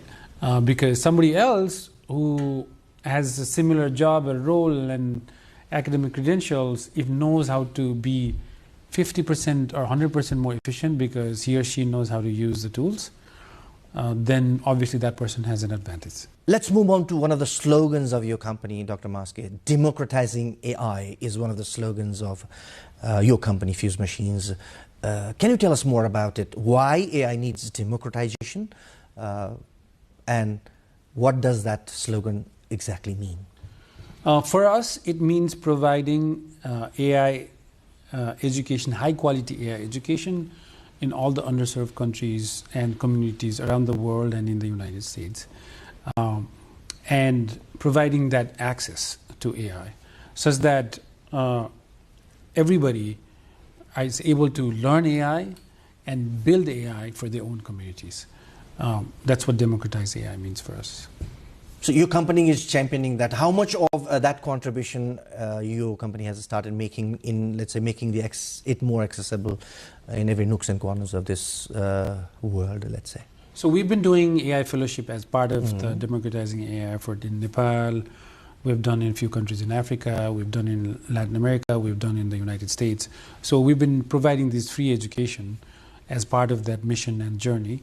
In Nepal, we've been doing fellowship programs for quite a while, and we launched a program called AI Shiksha for Nepal as part of this democratizing AI effort, and we will continue to do so. And the hope is AI Shiksha for Nepal program will, through that program, we'll be able to provide AI education to many students here in Nepal. What is the contribution of a country like Nepal in the global AI ecosystem? It can make a lot of contribution. That's a meaningful statement. It can make. Yes, it can make a big contribution, a very meaningful contribution to the in the global stage of AI. And I would say that partly because of the talent here. There is a lot of talent who can be trained in AI and who can produce both services and product for the world. Services, obviously, outsourcing services and other kind of services can be done here from Nepal. But beyond that, I think the talent is so good that if we just train them a bit more and make them competitive enough for a global stage, then they will be able to build products right here in Nepal for the world. In which case, you will have products built in Nepal, sold out all outside of Nepal and in Nepal. And I think that will be a global contribution. But beyond that, even for Nepal, I think there are a lot of AI products that could be built in Nepal for Nepal by Nepali engineers. And I think that will be amazing to see in the coming months, years, and the decade. My question is, the ethical use of AI, how would you promote it and advocate it, given that your slogan, democratizing AI, is also trying to spread it across? So does that promote the ethical use of AI or the random use of AI? So when we do provide AI education, we talk, one of the chapters and sections is about ethics, AI ethics and AI policies and so forth. And this is a very important question because AI is impacting a lot of lives and it's starting to automate a lot of things. And as you said, some people might lose jobs, some people might not be happy about this. But in total, net, I think there's a lot of good that is coming. But even then, ethics and how AI and the data privacy sort of interacts with it, and do we have right policies on data privacies? Do we have right laws mandated on face recognition? So those are some of the very important questions that we need to address. And I think many countries are starting to catch up to the tech, right? Because the tech's so speeding ahead that government, federally, locally, are still doing a catch-up game on policies, right? And to give you an example, there was a law passed a while ago that, not in Nepal, outside of Nepal, that if you are using an AI system to filter resumes for more than 50%, that model needs to be audited. But what does model auditing, AI model auditing even means, and who's going to do it? None of that was clear, right? So that created a situation where people were confused. So I think, especially things related to AI and the ethics of AI, there needs to be more study. There needs to be more policymakers who has also studied AI, spend time on it, and figure out how all of this intersection needs to be untangled to make sure AI is impacting lives for better and not necessarily for worse. We see a lot of misuse of AI, let's say defaming someone, infringing into privacy of someone. So could there be a system within the AI itself that could stop things like that? If not fully stop, at least identifying misinformation, fake videos, fake pictures, those are some of the new AI systems being built. We are all, because we have had some issues where, for example, the candidates, especially when we are hiring remote engineers, the person who interviewed versus person who applied and who started working were all different. And we didn't catch fast enough until they got onboarded. And then we realized, oh, the person who's attending the meeting doesn't look anywhere like the person who interviewed, right? And we are playing that catch-up. And that playing that catch-up requires actually additional kind of AI systems, which will also help us to catch fake videos and fake interviewers, like job interviewers who are interviewing with generated faces in the interviews, and so forth. So to catch the systems, we need, it's the AI system generating the problems, but at the same time, we need AI systems to help us catch those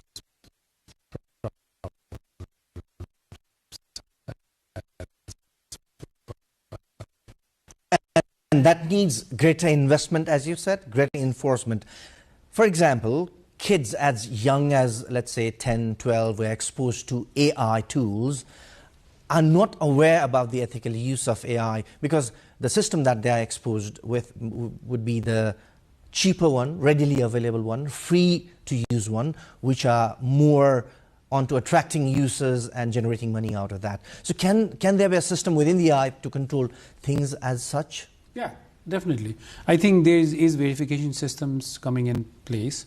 And I think even the large language model systems like ChatGPT and others are coming up with a framework on how to give a safe access to kids of certain ages, below 13, below 9, below 18, and so forth. So those could be built in. Very interesting conversation. We're talking to Dr. Samir Maske, founder and CEO of Fuse Machines, adjunct associate professor at University of Columbia, teaches artificial intelligence, which could replace you and I tomorrow unless we get to learn about it, unless we learn more and more about it.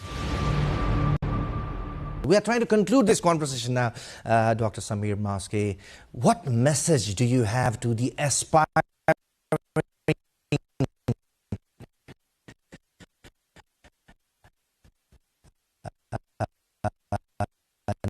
Nepali entrepreneurs who want to build businesses around AI, IT, and go globally as you? What I would say is, for aspiring entrepreneurs here, you have the talent, you have skills that are equally competitive to any other aspiring entrepreneurs around the world. And if you aspire to build an AI company, you should absolutely go for it.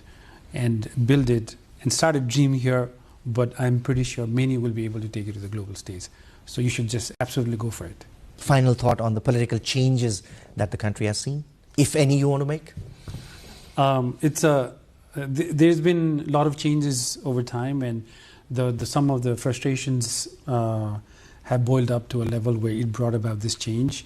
And this puts us at a beginning stages of being able to bring a new kind of processes, new kind of developments, and a new energy in the youth that hopefully will energize the whole government. And hopefully with the new election coming in, we'll have a new government set up that will work for all Nepali citizens for the greater good of Nepal. Dr. Samir Maske. Dr. Maske, it was a great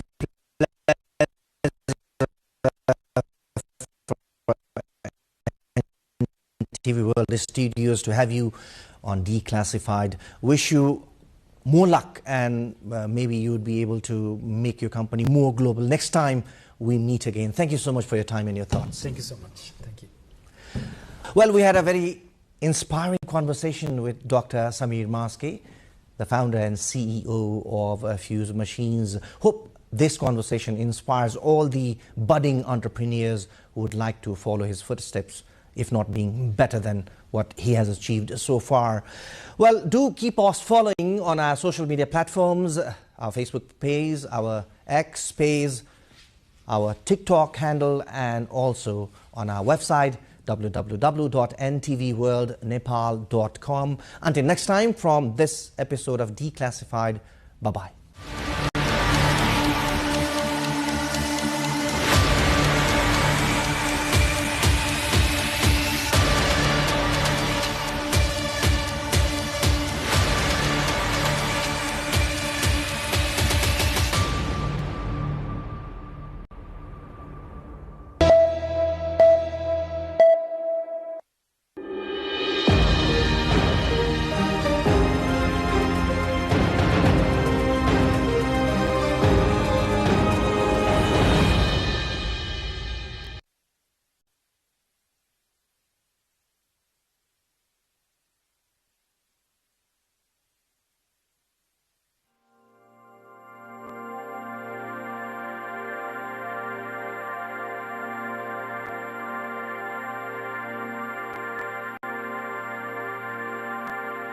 For centuries, the Kumail community of Nepal has lived closely tied to the earth, shaping clay, cultivating land, and sustaining a cultural identity rooted in indigenous skill, craft, and tradition.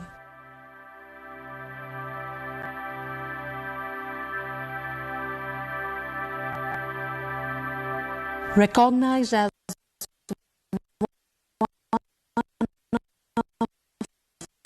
Nepal's marginalized indigenous nationalities, the Kumails traditionally settle in the hilly regions and inner Tarai plains. Cultural practices and oral histories indicate that they have been part of Nepal's civilization since ancient times. As inhabitants of Nepal's fertile river valleys and plains, the Kumails have carried forward a deep-rooted tradition of earthenware craftsmanship, agriculture, and a rich cultural heritage that reflects centuries of resilience and adaptation.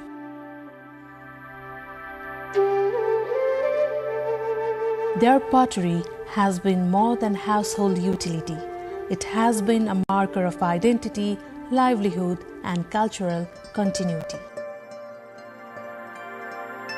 Today, as modern vessels replace handmade earthen vessels, the Kumails find themselves preserving not only a but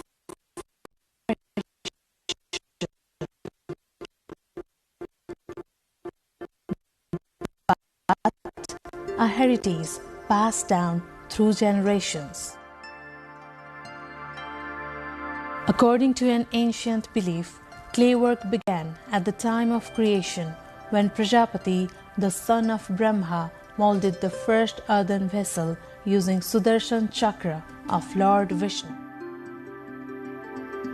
The Sanskrit term Kumbhakar, meaning pot maker, gradually transformed, becoming Kumhar and eventually Kumal. Even today, pottery remains spiritually and culturally significant for the community. In Kumal settlements, soil is not just the ground beneath their feet. It is raw material, cultural memory, and a symbol of survival.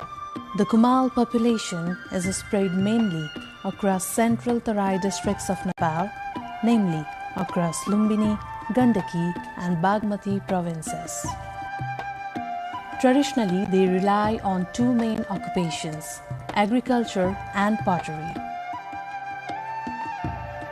Farms provided daily sustenance, while pottery supported household needs and served as a source of income. Community life historically revolved around extended family systems, with shared labor, collective participation in rituals, and a strong sense of belonging to ancestral land. Pottery for the Kumals is a detailed, multi-stage skill passed down through generations. The process begins with identifying the right soil. Black clay, the Kalu Matu, was traditionally preferred for its strength and texture.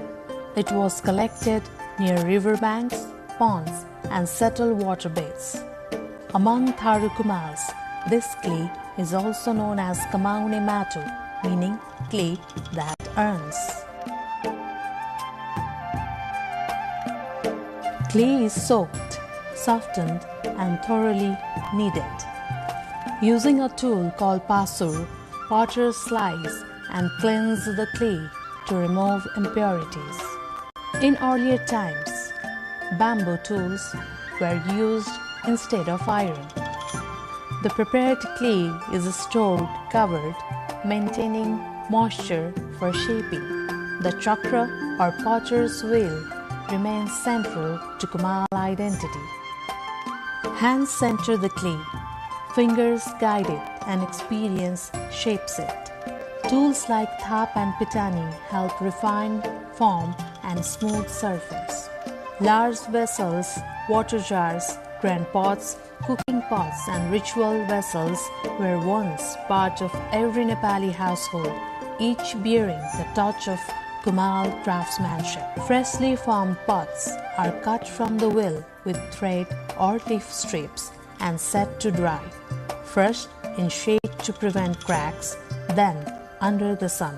A reddish clay called Kabish Matu is applied for finish and strength. The firing structure, Awa or Auri, is built from wood, straw, husk, and cow dung. Pots are stacked carefully, forming a dome-like structure covered with hay and soil. The firing process takes up to 3 days. The Kumals maintain rich intangible heritage through customs, rituals, music, and dance.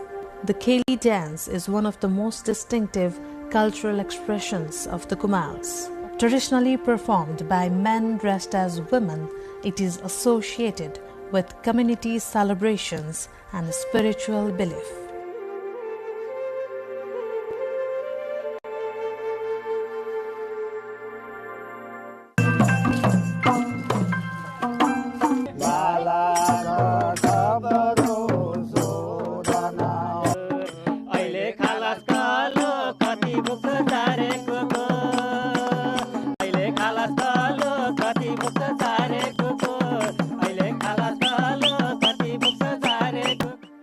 The performance concludes with blessings for the household hosting the event. Marriage traditionally takes place within the community, though intercaste marriage, particularly with Magar communities, has become common.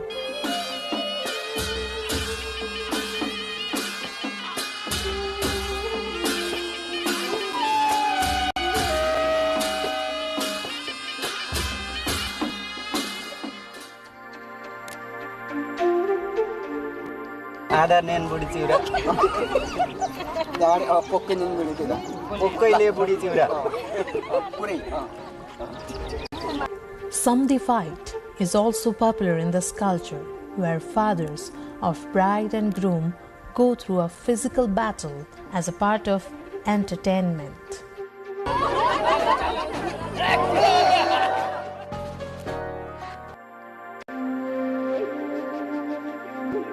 A child's naming ceremony called Nwaran takes place on the 9th day for daughters and 11th day for sons, where a young unmarried girl narrates the name referred by the priest. Gon Ponni, a ritual where the mother burns bedding used during childbirth, is followed by baths. The child is then named and welcomed. बोलाउने नाम आशिष कुमार, देवताको नाम गोविन्द कुमार, मेरो नाम Santosh Kumar. Grandmothers carry babies around the home, chasing the newborn with a catapult, symbolically granting strength and sealing belonging.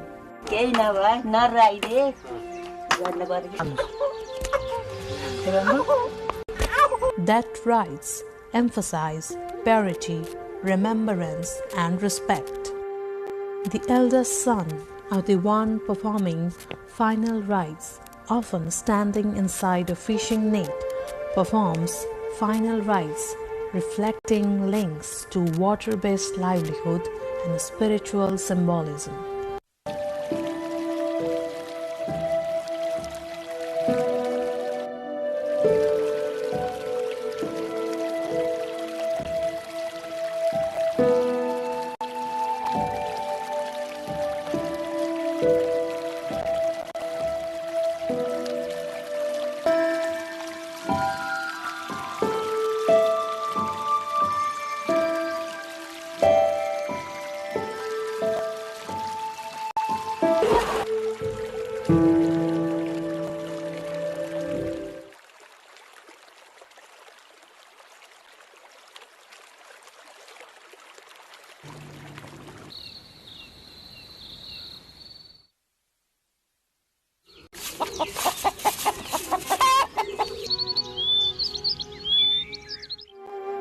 Among the many Kumal rituals, ancestral worship, Kul Puja is considered the most important.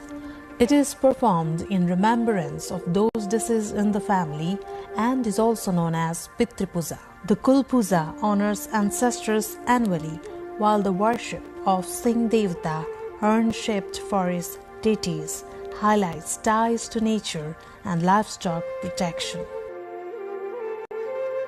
The Kumal people speak their own indigenous language, Kumal, which belongs to the Tibeto-Burman family.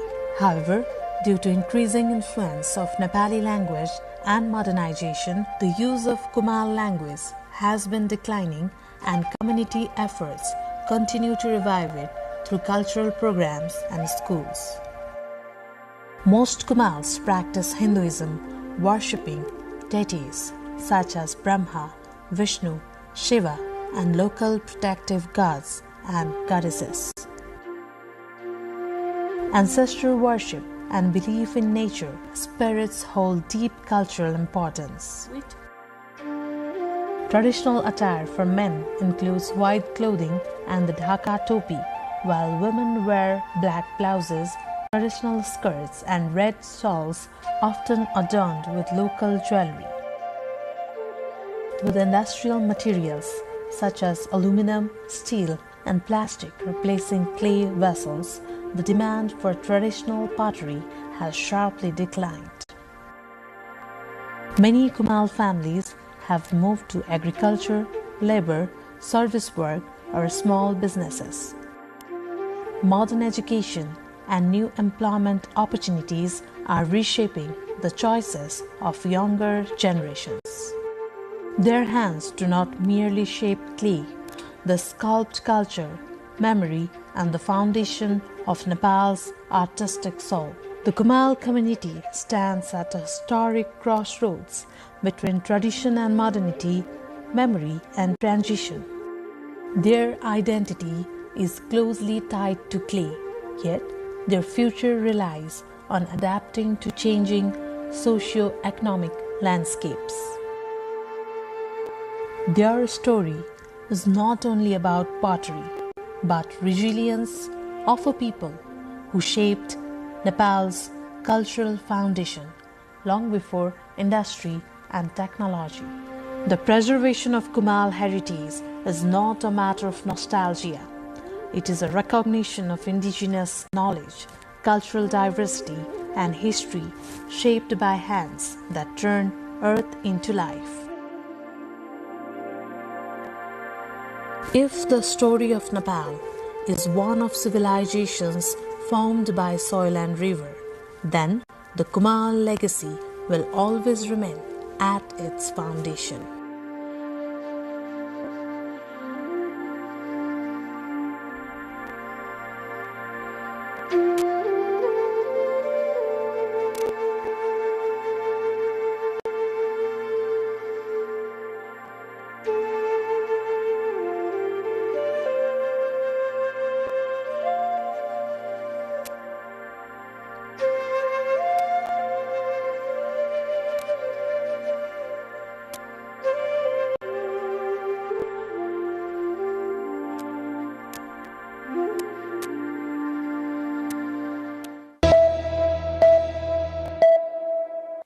Dr. Koloni, as chair of AIN, you've spoken about regulatory frameworks that risk constraining the civil society. What, in your view, is the ideal balance between accountability and freedom of NGOs in Nepal? The civil society organizations are given freedom of association, freedom of expression, freedom of advocacy, freedom of contributing into the legal process or lawmaking process in the country. So all of that. But at the same time, have a space for their self-regulatory mechanism. But at the same time, the organizations are accountable towards their own process, whether it is about auditing system, delivering impact on the areas that they have selected to work in.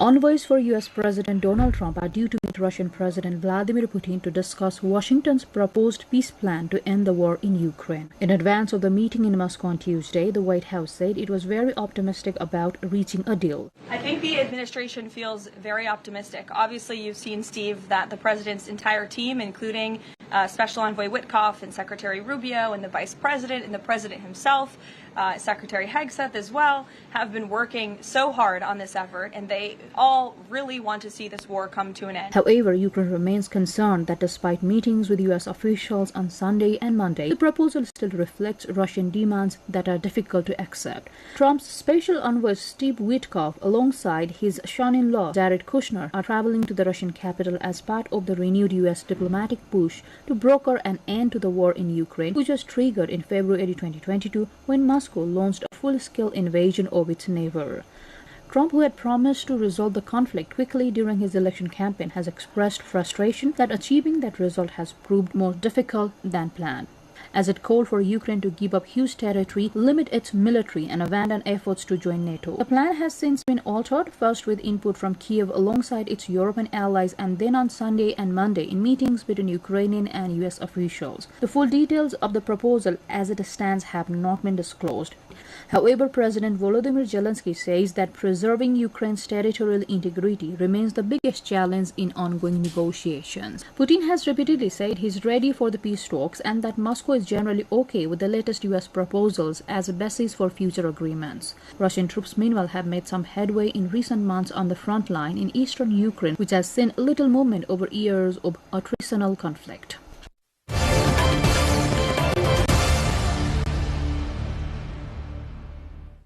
The World Health Organization has issued its first global guideline endorsing the use of GLP-1 appetite-suppressing drugs such as Ozempic as a key tool for treating obesity, which it now emphasizes is a chronic and relapsing disease.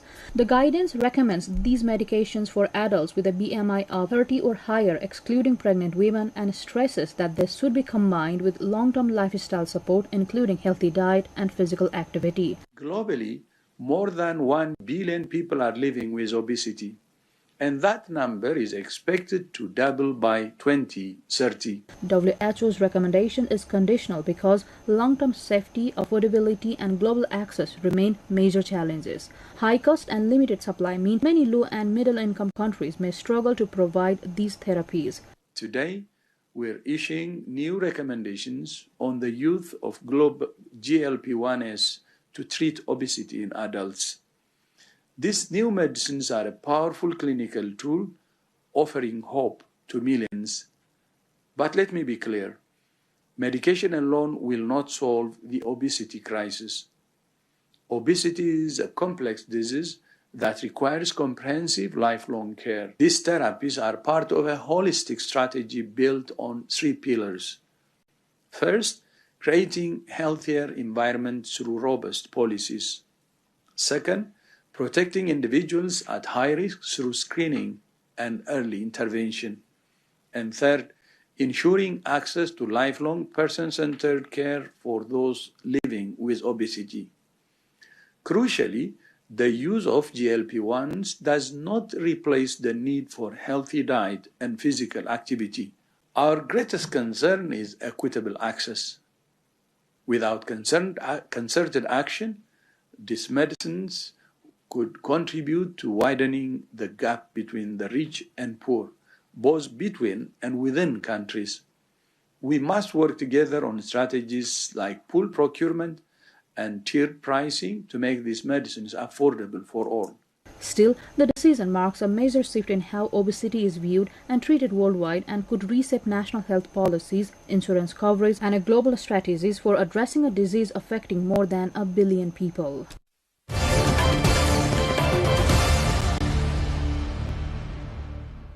Workers in an illegal mine in South Africa chip away at the rock face to extract coal to be sold by informal sellers. As the country moves toward cleaner energy, residents fear that the decline of coal will leave them even further behind.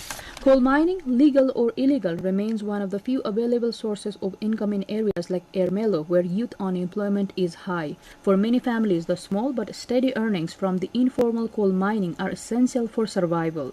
These stories also highlight ongoing tensions between illegal miners, landowners, and the authorities. Police raids and crackdowns happen often, but they rarely stop the trade as economic desperation continues to drive people underground. Community leaders and advocates often call for alternative solutions, such as safer small-scale mining permits or job programs tied to renewable energy investments.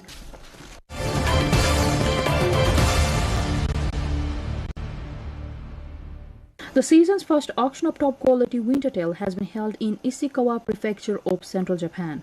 One fish faced a record-tying 4 million yen or nearly $26,000. The prefectural fishery cooperative starts shipping highest-grade winter yellowtail under the brand name Kirameki. Fish must weigh at least 14 kilograms. The cooperative also pays special attention to ensuring the fish's freshness. The 4 million yen yellowtail came from the town of Noto, which was hit by a powerful earthquake last year. A company that operates supermarkets across Ishikawa Prefecture bought that 14.5 kilogram Kirameki branded fish.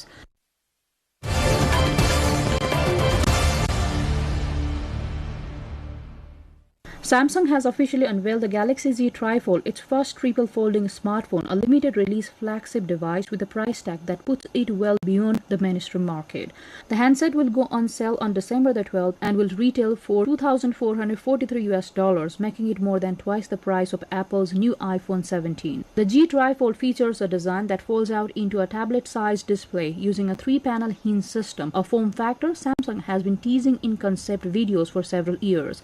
The company says the device is aimed at tech enthusiasts and early adopters who want the next evolution in mobile phones. Samsung did not specify production numbers but confirmed the model will be released as a special edition, suggesting limited availability.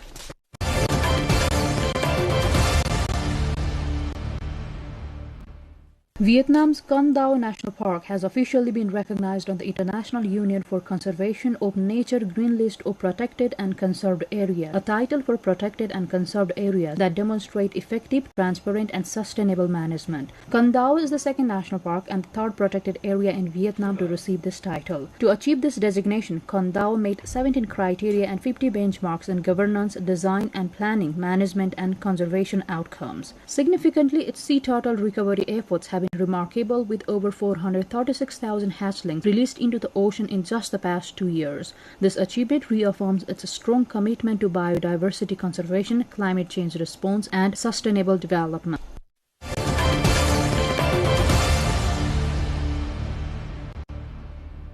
For Aditya L1, India's first solar observation mission in space, the year 2026 is expected to be like no other. It is the first time the observatory, which was placed in orbit last year, will be able to watch the sun when it reaches its maximum activity cycle. According to NASA, it comes roughly 11 years when the sun's magnetic poles flip. The Earth equivalent would be the north and the south poles swapping positions. It's a time of great turbulence. It sees the sun transition from calm to stormy and is marked by a huge increase in the number of solar storms and coronal mass ejections, CMEs, made up of charged particles. A CME can weigh up to 1 trillion kilograms and can attain a speed of up to 3,000 kilometers per second. It can head out in any direction, including towards the Earth. It would take a CME 15 hours to cover the 150 million kilometers Earth-Sun distance. CMEs rarely pose a direct threat to human life, but they do affect life on Earth by causing geomagnetic storms that impact the weather in near space, where 11,000 satellites, including 136 from India, are stationed.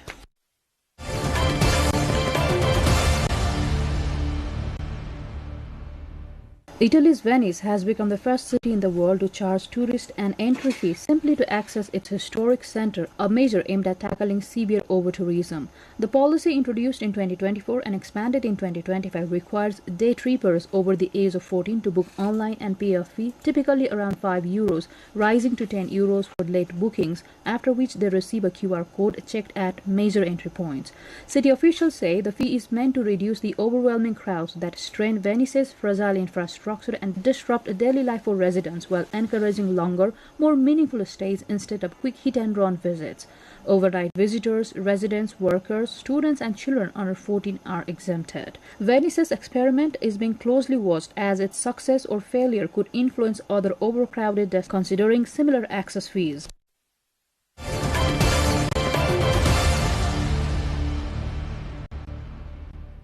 The Three-Handle Cup 2025-2026 Winter Trophy has commenced its first leg of races in Turkey's Bodrum, bringing together enthusiasts of classic wooden sailboats for its 10th anniversary celebration. The Three-Handle Cup is organized with the mission of promoting and preserving the Three-Handle, a wooden boat type that holds a profound and historical place in the maritime history of the Aegean and is considered one of Bodrum's most significant cultural assets. Characterized by its double-ended or pointed bow and a stern shape and a length-to-beam ratio of 3:1, this vessel has been the workhorse of the Aegean Sea for centuries, historically carrying out the region's trade. The race aims to bring this nearly forgotten boat type back into the spotlight onto the international sailing scene.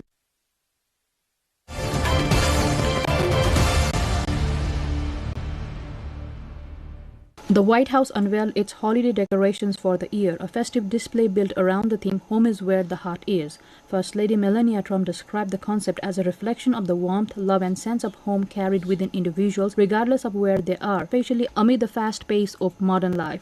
The decorations transform the mansion's state floor with classic holiday touches. Meanwhile, the official White House Christmas tree carries special significance this year, honoring Gold Star families who lost loved ones during military service. The tree is adorned with gold stars and ornaments representing the official bud and flower of each U.S. state and territory.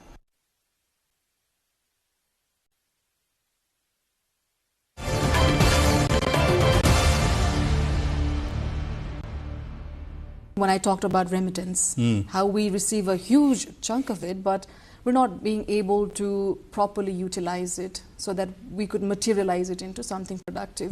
How do you see this whole thing? Do you think any person who is in Gulf country, earning money, sending money to this country, feels proud of sending that money here? Maybe he does, because he or she does, because they are able to take care of their families.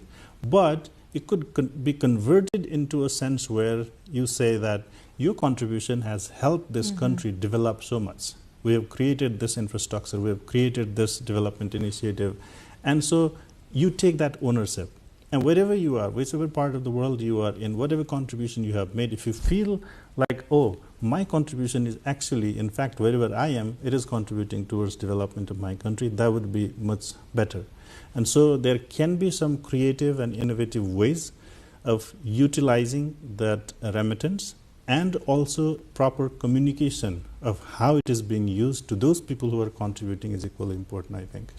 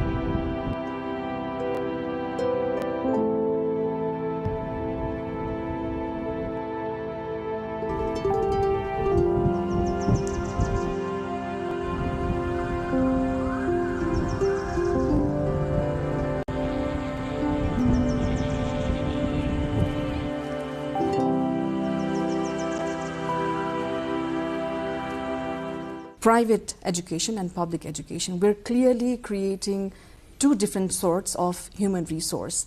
And then it ultimately culminates into sending two types of workforces as well. We're creating workforces, one for the Gulf nations that solely work to make a living, the other to the developed countries who either go there for education, higher education, or skilled jobs.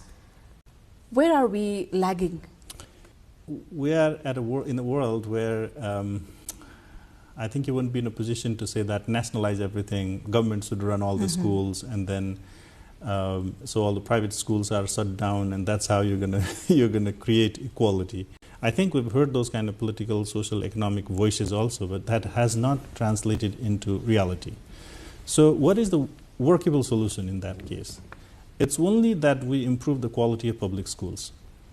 It's only through improving the public school system that you can sort of like bridge that gap. What do you need to do? There are a lot of things. Invest in infrastructure, like healthcare we talked about. We need to improve the infrastructure of education. We need to continue to provide support to educators. With this recent change of federalism, there has again been the gap created where the school teachers feel there's lack of support system now than it used to be in the past, which is very unfortunate.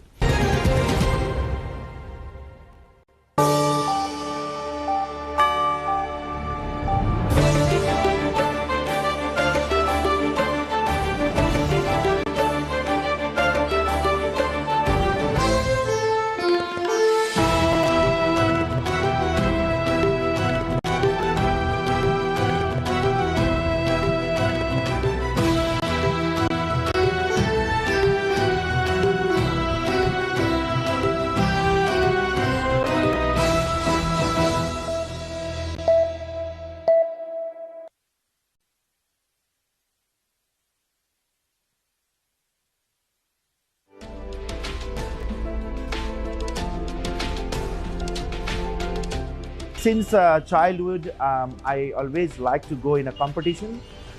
Even I was in a high school, I done many competition in athletics or other things, and then I end up with MasterChef. I was winner of rematch in 2020 MasterChef UK Professionals.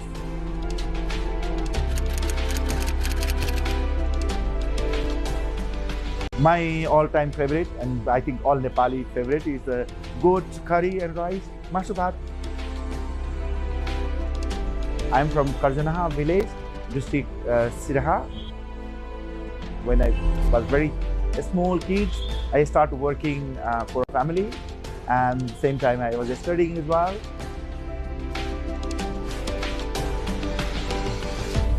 When I was 5 years old, my father passed away. When I was very young age, for us, food was survival food. Till SLC, I was in village, and then I went to India for work purpose, and then I started working in a 5-star hotel as a kitchen porter.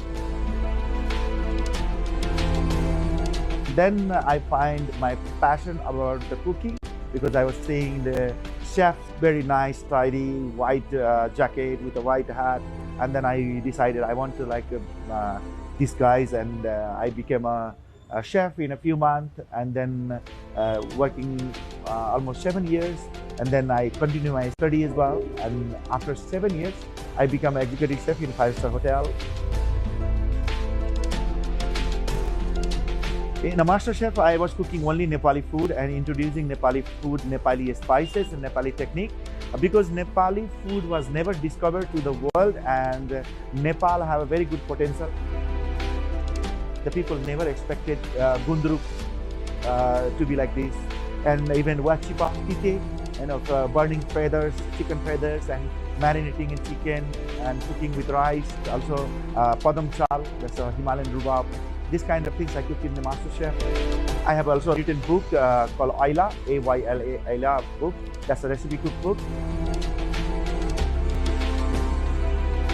During the master chef, I started Nepali cuisine. Before I was working in a Michelin star, French Michelin star, Indian Michelin star restaurant. That was not my, Nepali cuisine was not my cuisine. But now I can say proudly, Nepali cuisine is my cuisine. Still, I am promoting Nepali food, ethnic cuisine, cultural cuisine. Like if you see, we are in a Mithila Thali fish house.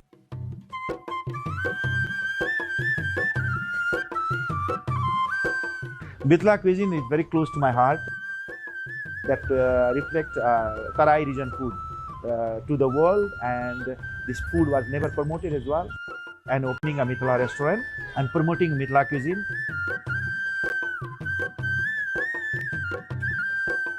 Mithila cuisine is very healthy. Mithila food have fermentation, freshness, seasonal vegetables, seasonal cookings. So lots of things came into Mithila cuisine. So I think world should know about this cuisine.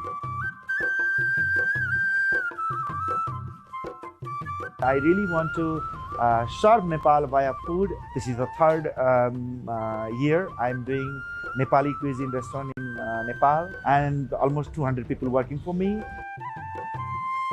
If you want to be a chef, if you are confused to decide, I think this is the right time to do it.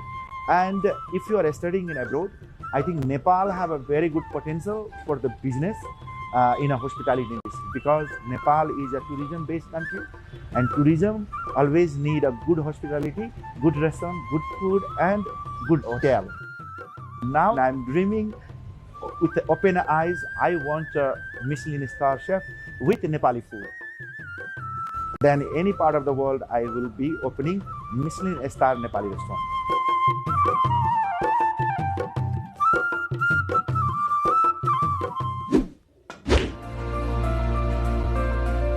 I came from Biratnagar, and am at a global stage on data and AI and finance.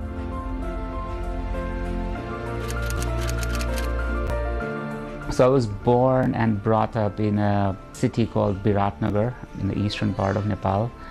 I was brought up in a typical middle-class Nepali family. I went to school in a normal Nepali school. I studied there until SLC in Biratnagar. As for my higher education, I did my undergrad in Australia. I went over to study quant finance at New York University. I did masters in financial engineering. When I remember my childhood, I used to like sports. Cricket was my thing.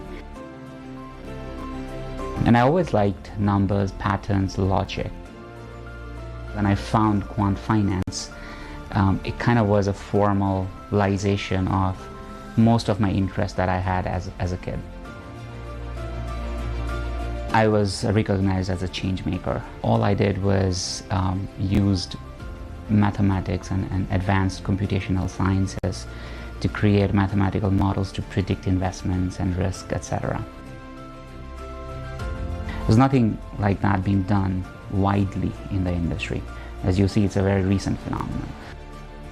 That's how I kind of got into this spot of being recognized as the top 100 influential figures in AI.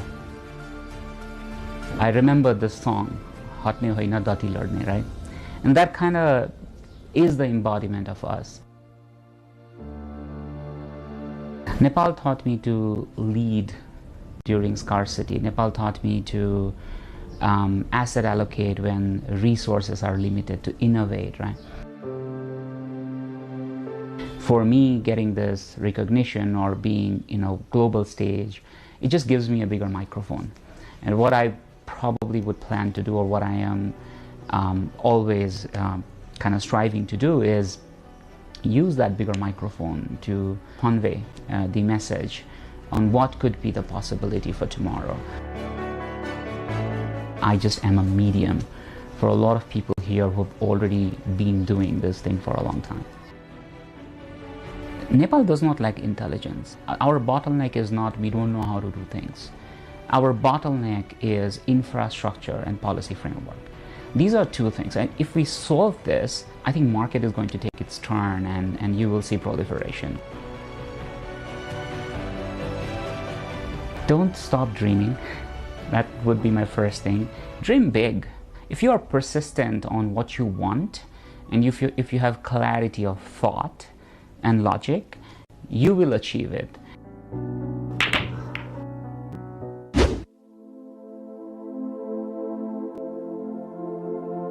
I think like any other young people, usually in Nepal, the jobs were the primary intention of many youth coming out of education system. So even my family and my friends, they thought that I'm going to take a job.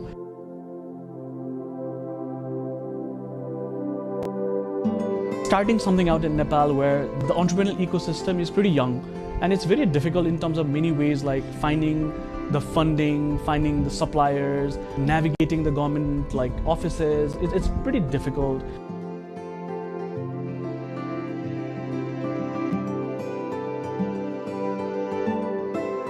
And I think one of the most difficult things was to try to do something that no one has ever done before.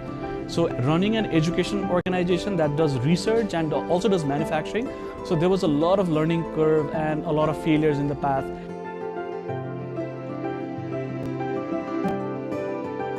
My name is Pavitra Bahadur Gautam. By education, I'm an electronics and communication engineer. I worked in robotics for a couple of years. I always had this curiosity of building things, trying things out. I always had this experimental mindset, and that took me closer to starting Karkhana along with my co-founders.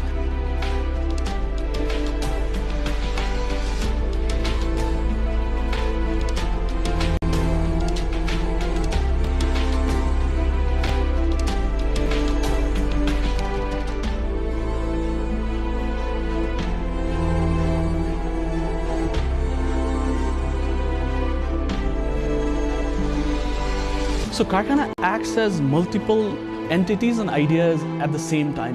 So we are a research organization, work with national and international universities to do research on pedagogy, lesson plan design. We actually also work as an innovation space where we design these materials that can actually be taken inside the classroom to make science slightly more fun, slightly more experiential. But we also act as a manufacturing space where we manufacture these materials and make sure these materials reach into the classroom.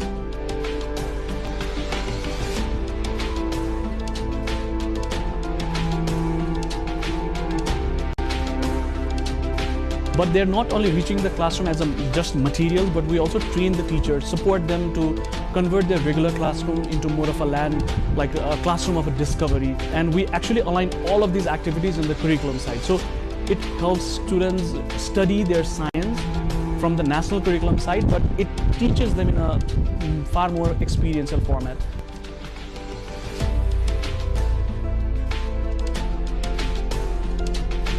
We started Karkhana as a maker space, as an innovation center, but slowly we realized that it's not the space that's required for innovation, but it's the mindset.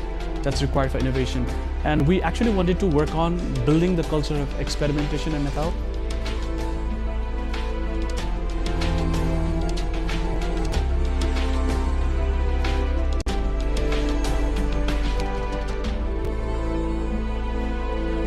Currently, we're working with 250 schools all across Nepal in more than 35 districts altogether, currently impacting around 1,500 classrooms where more than 42,000 children learn science in a more hands-on, experiential way, where they're not only learning science as a subject, but they're learning science as a mindset.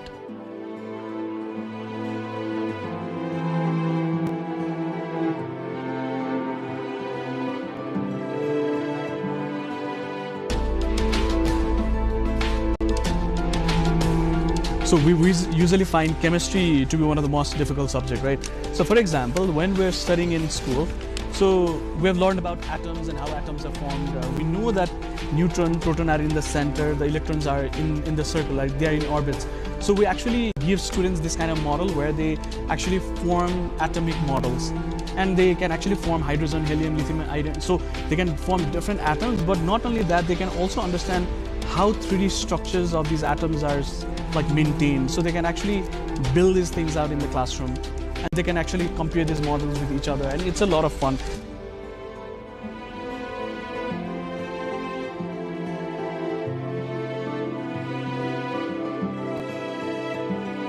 Being inside a country like Nepal and being affected with things like earthquake, instability in the government, unstable education policies and policy at large, being affected with issues like COVID, blockade. So I think navigating all these things in a country that is developing its entrepreneurial ecosystem and trying to sustain the business in this kind of environment, I think you're largely firefighting every day.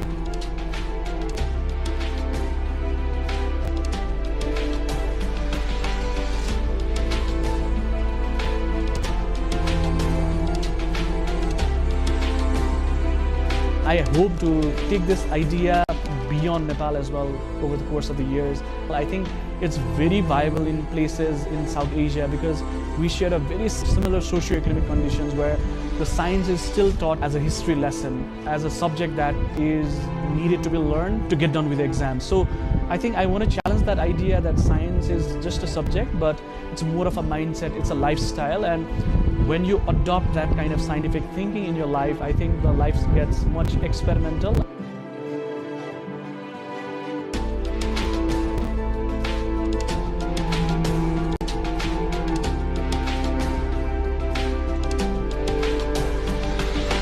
Pretty excited about this idea that we might be able to solve problems not in the classrooms of Nepal, but also beyond Nepal, exploring places like Sri Lanka, Bangladesh, where we think that we can make an impact, and in places like Darjeeling, Sikkim, where we might go out and use Nepali language to reach and work as well.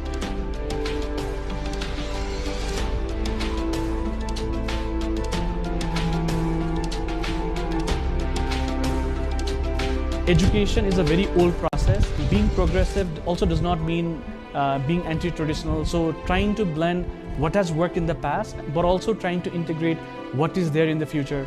So we're trying to make sure that the learning is fun, impactful, and relevant as well.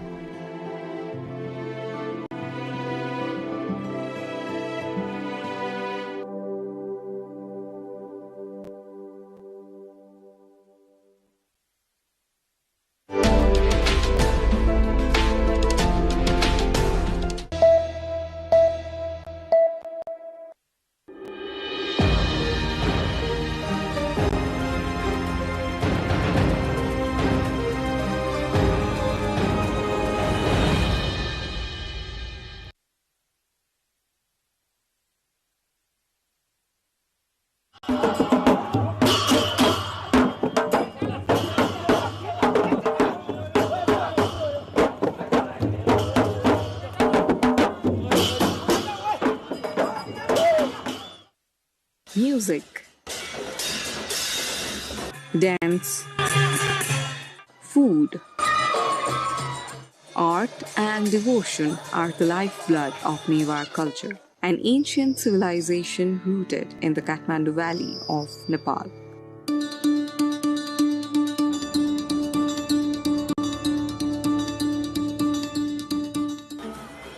With lively festivals nearly every fortnight, the Newars celebrate life through a rich tapestry of traditions known as Jatra, deeply intertwined with the rhythms of agriculture.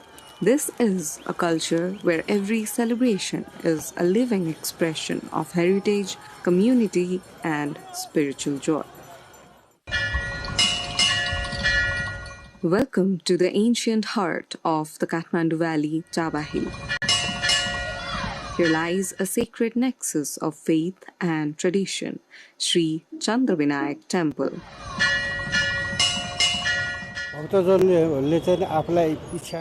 The wishes of the devotees, for instance, moving abroad, or the most important is to get rid of want and allergies. And if we lose something, then we offer a kisli, an ancient small bowl made of clay in which we put rice and a supari with a coin. It is believed we retrieve the lost thing and wounds or allergies.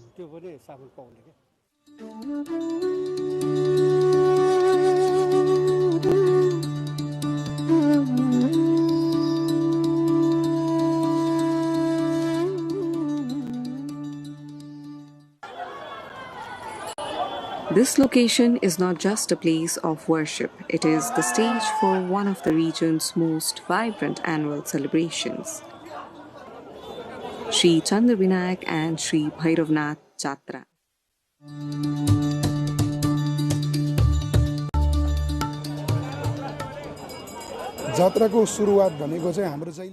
The beginning of the Jatra is always according to the Newari date, what we call Sakimana Puni. Puni means full moon. It starts from the time of Kartik Purnima, and for this we have to take the auspicious time for the Jatra. There is a place called Amalkot Kacheri.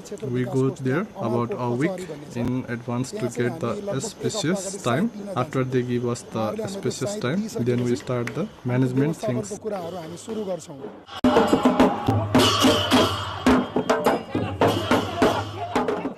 This festival holds a significance at par with our grandest celebrations like Dasai and Tihar for the local residents of Chaba Hill. It's a time when the community unites and the entire area bursts into life.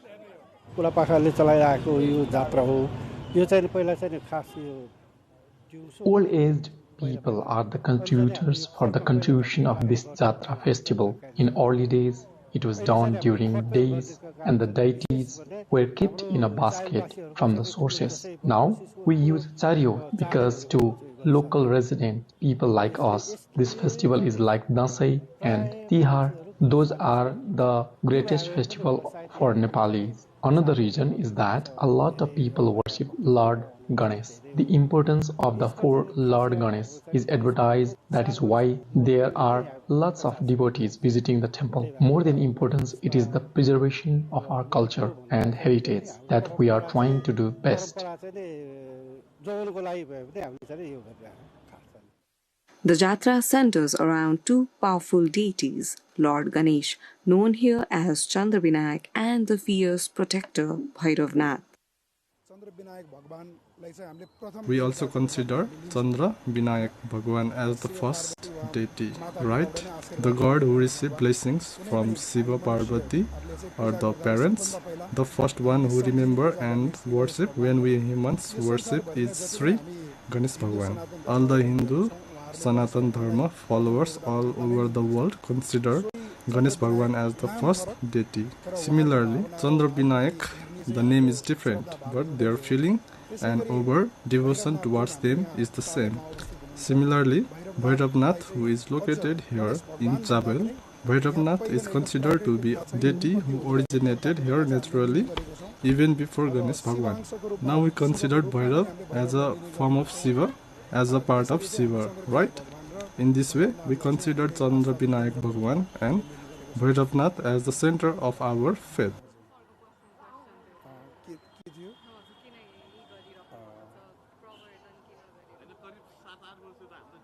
Another interesting aspect is this is also in the form of a legend.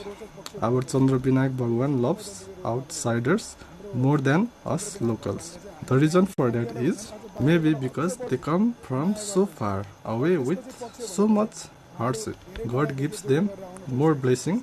That's how we take it.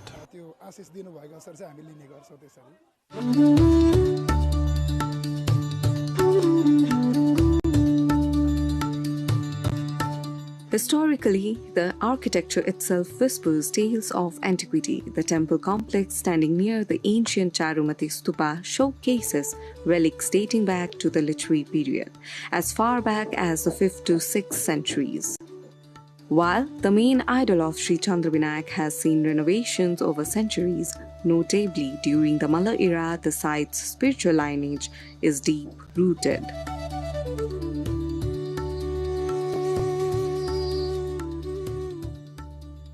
हाम्रो यो गणेशलाई चाहिँ चन्द्रविनायक 4 गणेश मध्ये एक गणेश भगवान हो। एक गणेश जस्तै चन्द्रविनायक, Suryabinayak, जलविनायक, Ashok Vinayak.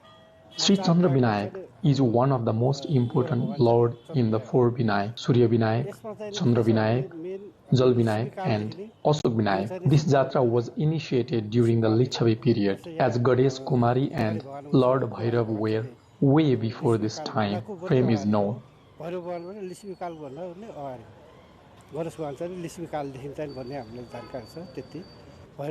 It is believed that Lord Bhairav is the protector and of the local residents of Sabel, and the prasad is said to cure diarrhea and cholera. The unique feature of this celebration is the dual focus. While the pillar of Bhairavnath was historically renowned, the divine presence of Lord Ganesh is equally honored. The festival marks the time when the forces unite, celebrated through grand processions and rituals that honor the valley's layered history, blending Hindu and ancient Buddhist iconography. यो जात्राको विशेषता भनेको चाहिँ हजुरहरुलाई भन्न पर्दा Now we are busy with jobs and businesses. But the previous generation were all in agriculture, and this time, which falls in Kartik and Mangsir, is the time when it gets cold, or the time to harvest the crops, and the time to rest after being tired from harvesting the crop. So, on the first day of the Jatra, we offer the new crop, the various crops that have been harvested, such as wheat, soybeans, rice, lava, all these as halimali prasad to Ganesh Bhagwan. After offering that to God, then all our families relax, thinking that our agricultural work is done and we have a new feast. Thank the gods and have a palanquin procession and a feast. This is how we are moving forward in its main religious, social, all forms.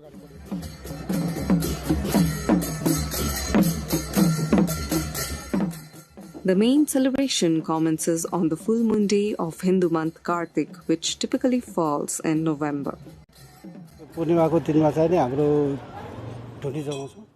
The first day of the full moon of Kartik, we lit a sacred fire known as Dhuni. Second day is Ganesh Jatra here in the temple. On the third day, we take the chariot to Chuchepati and end the 4 days ceremony with Sindur Jatra.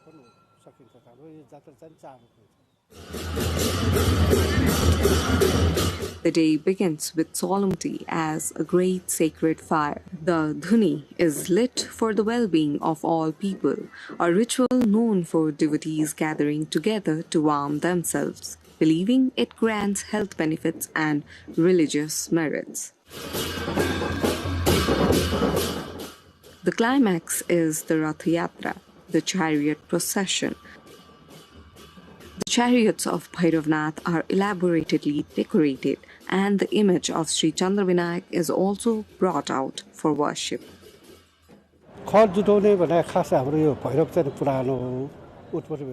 Playful chariot battle is done as Lord Ganesh is worshipped at first, and the chariot of Lord Bhairav rounds up the chariot of Sri Chandrabinayak 3 times, believing this long ceremonial ritual.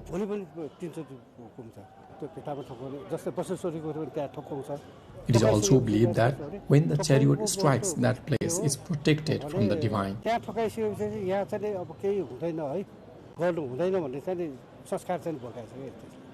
Previously, chariots were stopped in front of every house, but nowadays it is only stopped in most important places of travel due to urbanization.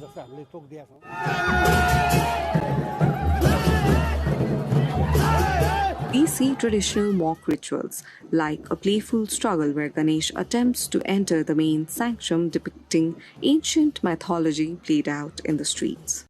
The deities are later bathed in the ancient Gangahiti, a water source just north of the temple, a ritual that can last late into the night. The atmosphere is one of joyous devotion and playful energy.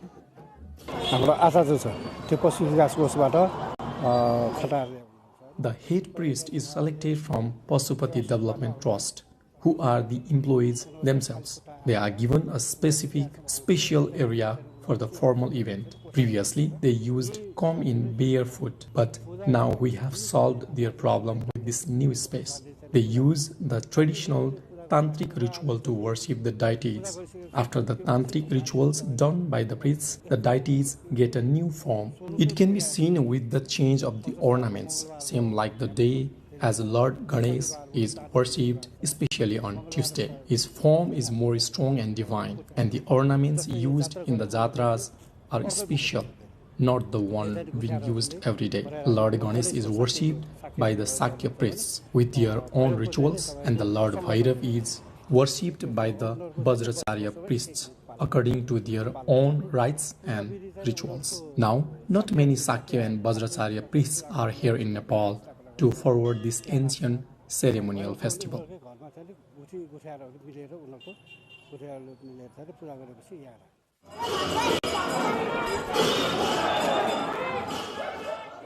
More than just religious rites, the Jatra is a powerful social binder. It is the time when relatives are invited as honored guests, transforming Chabhal into a hub of reunion and festivity.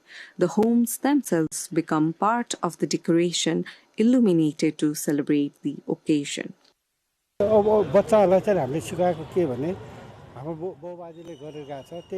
We are teaching our kids the same what we did learn from our earlier generation, and we have already started to train them. Now, our daughter and sons do not attend college just to take part in this heavenly festival. They are interested in their culture and promoting it with full confidence. That's why we are trying to teach them everything what we learned to keep our tradition and culture alive. Every year a new face is introduced so that they participate with full confidence and happiness with equality. Whoever is devoted and interested, they are welcomed and given priority here.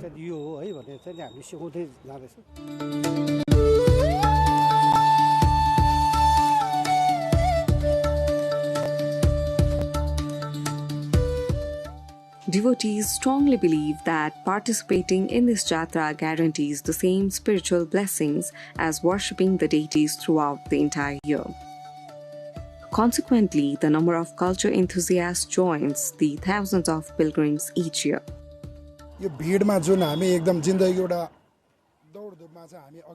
In this crowd, we are moving forward in our race of life. Mostly people go abroad for studies, earn money, but there are many friends like us who feel that our identity, the heritage of our country, the greatest assets of our country is our culture, which our ancestors have been handing over to us. This is our identity. If this identity is not preserved, then in the future neither our existence nor the existence of the nation of Nepal will remain.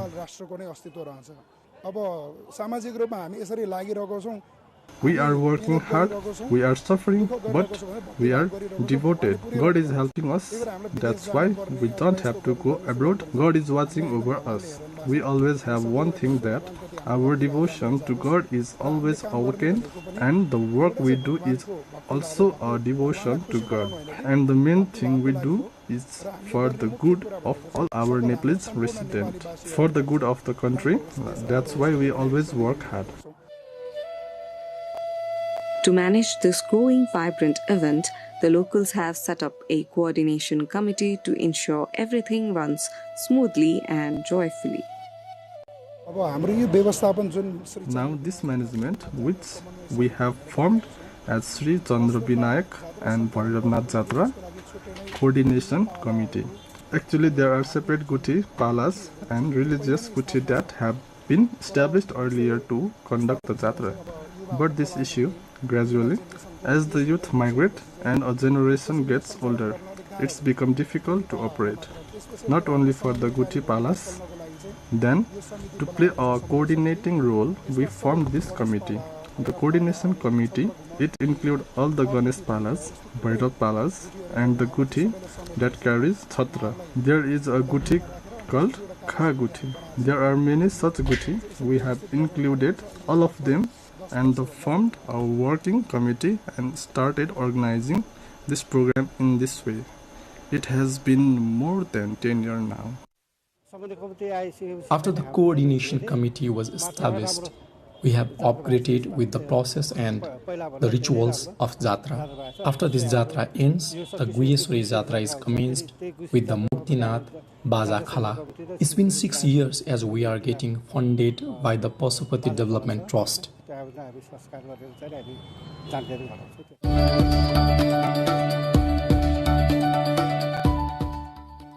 This historic and ancient cultural heritage of Chabahil stands as a vital part of Nepal's identity. Preserving and revitalizing this tradition requires a collaborative commitment from the nation as a whole and from every Nepali, both at home and abroad.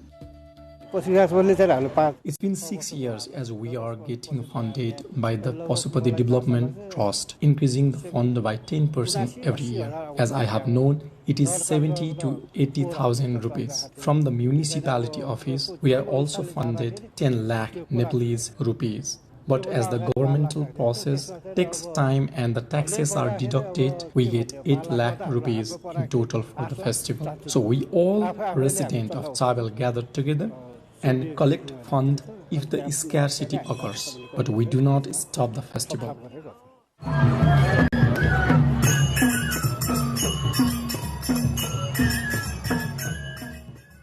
Active participation and support are essential to safeguard and promote these cultural celebrations that uphold our national heritage.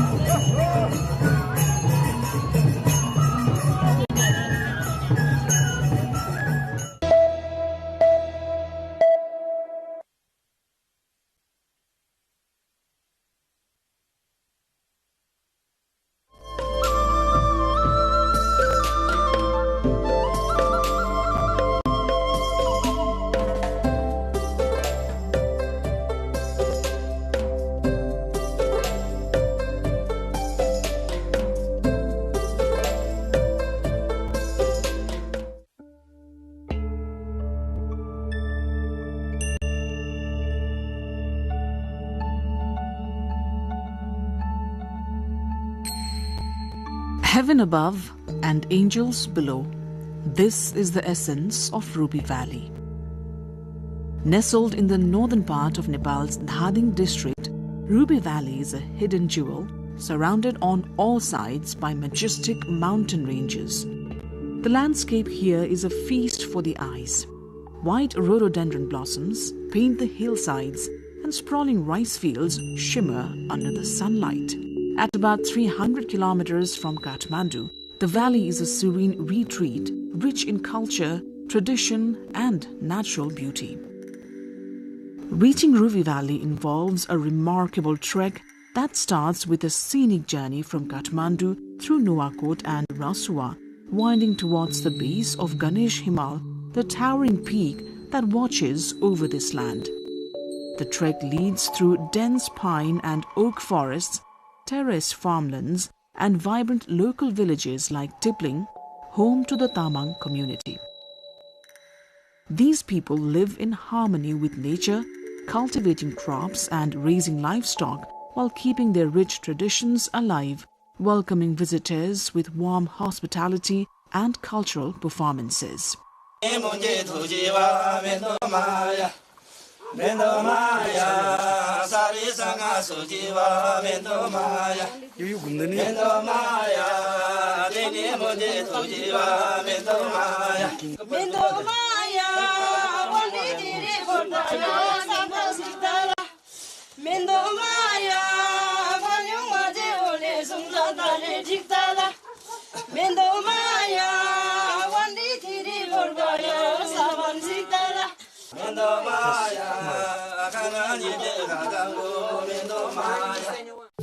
The striking Pangsang Pass at 3,800 meters marks a stunning milestone on the route, offering panoramic views of the green-clad hills and distant Himalayan ranges.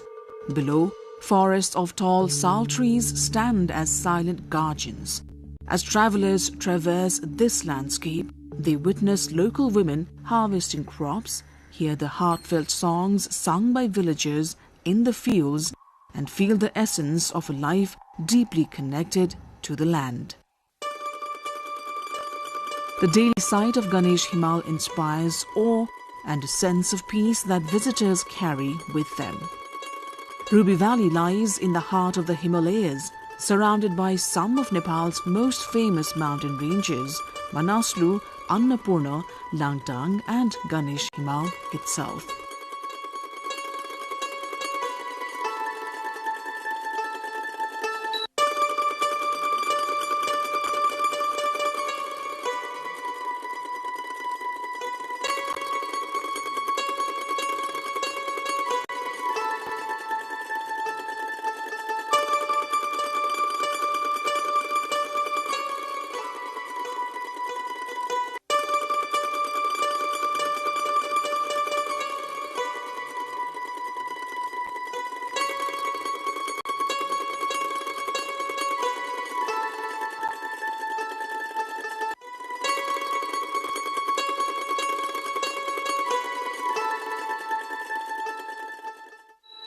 This geographic embrace creates breathtaking scenery at every turn.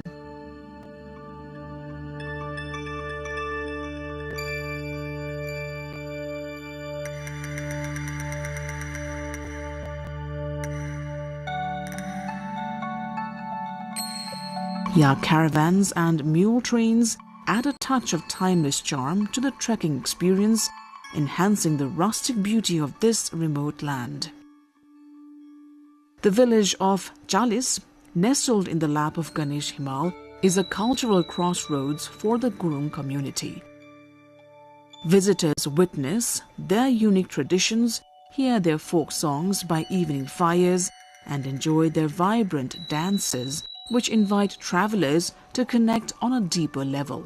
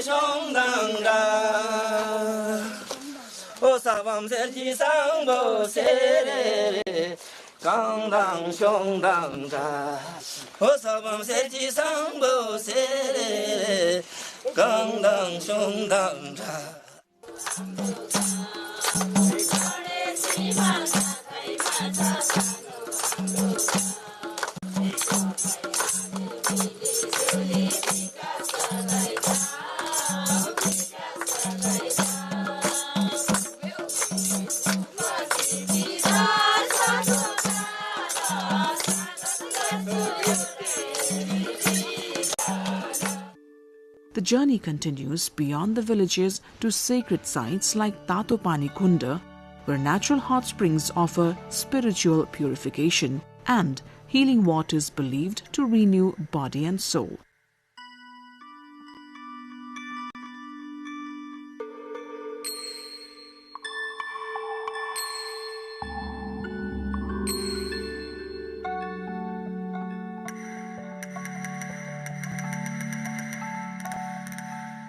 From there, hikers embark on a challenging yet rewarding trek to the holy Ganesh Kunda, a glacial pond named after Lord Ganesh.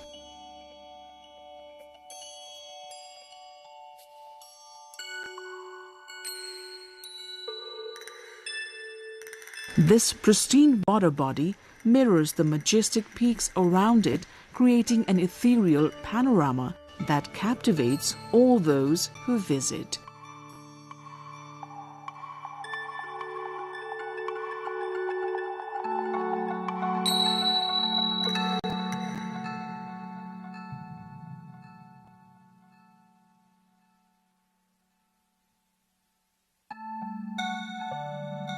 With peaks ascending over 7,400 meters, Ganesh Himal stands as a guardian of this sacred valley.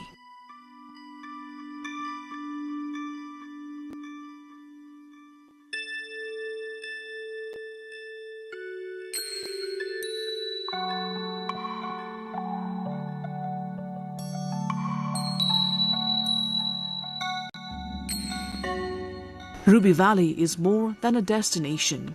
It is an invitation to experience Nepal's untouched nature, vibrant cultures, and spiritual heritage all in one journey.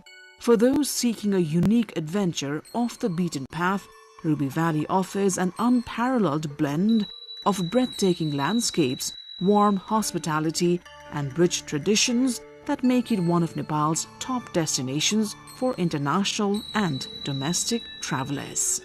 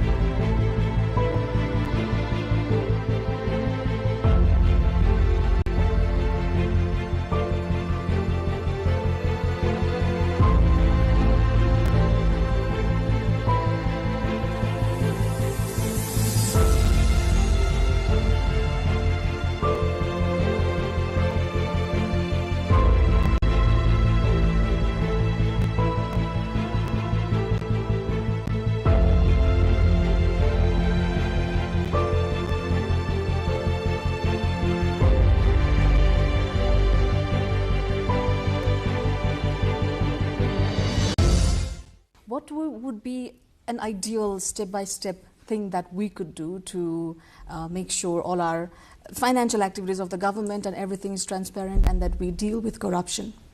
It is our collective responsibility, right? It is not going to be, when we say step-by-step, what may easily come to our mind is, okay, have policy in place, enforce it, right? Have maybe a stronger punishment mechanism, and that's going to work. Of course it will. Well, that needs to happen. But then there's more steps that we need to take if we really want to get into that.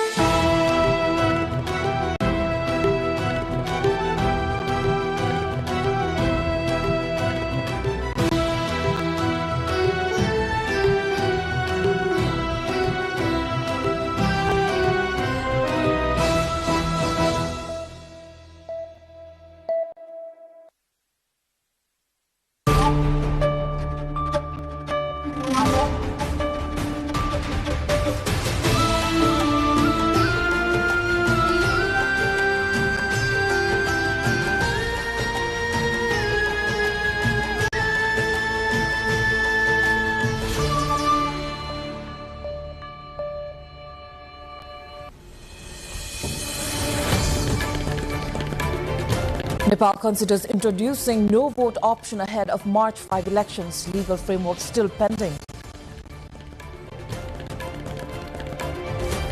Lumbini set to host international peace programs showcasing Nepal as a global peace destination. Business and thought leaders to participate. Mass protests erupt across Pakistan as supporters demand transparency on former Prime Minister Imran Khan's health in prison. Russia-US talks resume in Moscow with Kushner and Witkoff ahead of potential agreement on Ukraine war. Tensions escalate between Japan and China after Coast Guard vessels confront each other near disputed islands. And Nepal women's football team narrowly defeats 1-0 by a higher-ranked Chinese Taipei in second friendly match.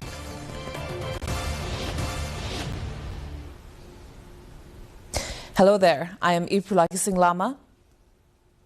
You are watching NTV World News Hour coming to you live from Kathmandu at 22 hours. Now the news in details. As Nepal approaches its March 4th elections, the debate over introducing a formal no vote for or the option to reject all candidates has gained renewed attention. While the idea has existed since Nepal became a democratic republic, the legal framework to implement it is still incomplete. Former Chief Election Commissioner Nilkanta Upreti says a no-vote option would allow voters to formally express dissatisfaction with all candidates, compelling political parties to be more responsible in candidate selection. However, introducing the provision would require amendments to the Constitution and election laws, particularly to clarify what happens if no vote wins a majority, whether polls must be repeated or new candidates fielded. Acting Chief Election Commissioner Ram Prasad Bhandari says the Election Commission is ready to implement the system once the necessary legal reforms are made.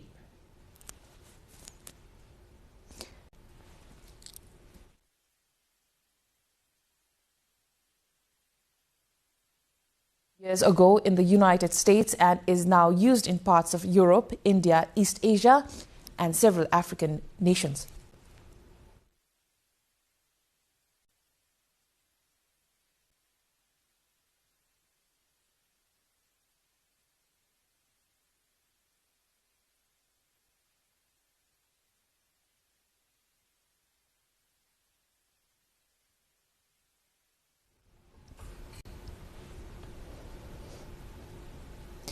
Preparations are underway for a major international peace program in Lumbini, the birthplace of Gautam Buddha, and nearby Ramgram in Nawalparasi from December 11 to 13.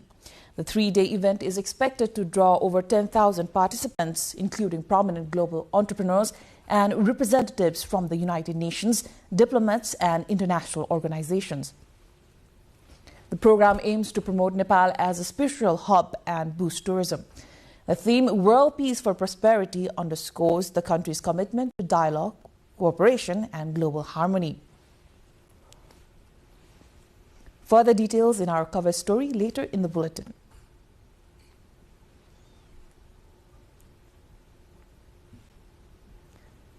In Pakistan, supporters of former Prime Minister Imran Khan have intensified protests, citing the government's refusal to provide information about his health. Khan, currently imprisoned over corruption allegations, has reportedly been denied visits even from family members since November 4, according to his party, Pakistan Tehreek-e-Insaf. Concerns about his safety and well-being have fueled fears among supporters. Authorities have imposed a 3-day curfew in Rawalpindi and a 2-month restriction in Islamabad to control demonstrations.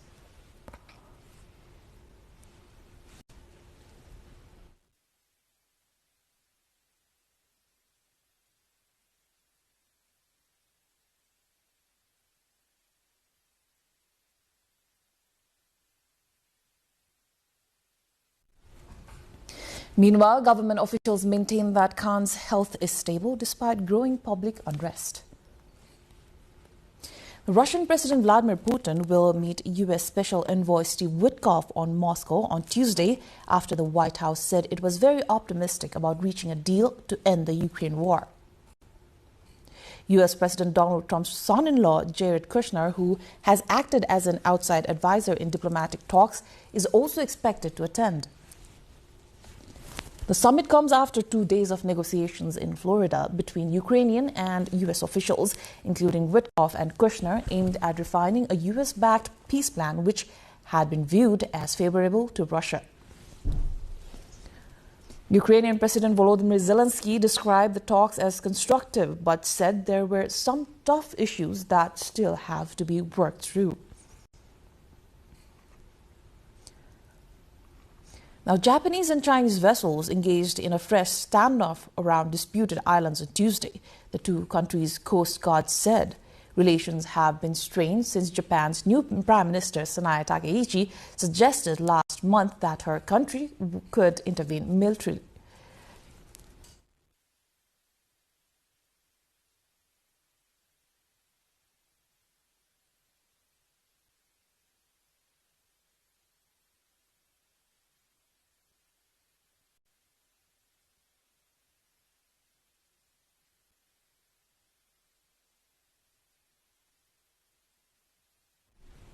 Japan's Coast Guard said 2 Chinese Coast Guard patrol ships entered Japan's territorial waters around the Senkaku Islands in the East China Sea in the early hours of Tuesday and left a few hours later.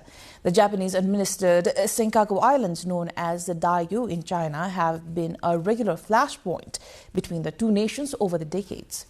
After the patrol ships sailed toward a Japanese fishing boat, a Japanese Coast Guard vessel issued a demand that they leave the waters, the Japanese Coast Guard statement said. China Coast Guard spokesperson Liu Dejun said that a Japanese fishing vessel illegally entered China's territorial waters. Now, in international women's football, Nepal's national team suffered a 1-0 defeat against Chinese Taipei in the second friendly match of their triangular series. The competitive game at Indonesia's Maguwoharjo Stadium saw a goalless first half, but Chinese Taipei took the lead early in the second half. Midfielder Wang Keixin secured in the 53rd minute, securing victory for her side. Nepal is ranked 89th in FIFA's women's rankings, while Chinese Taipei holds the 42nd spot. Both teams now aims for a win in the final match of the series.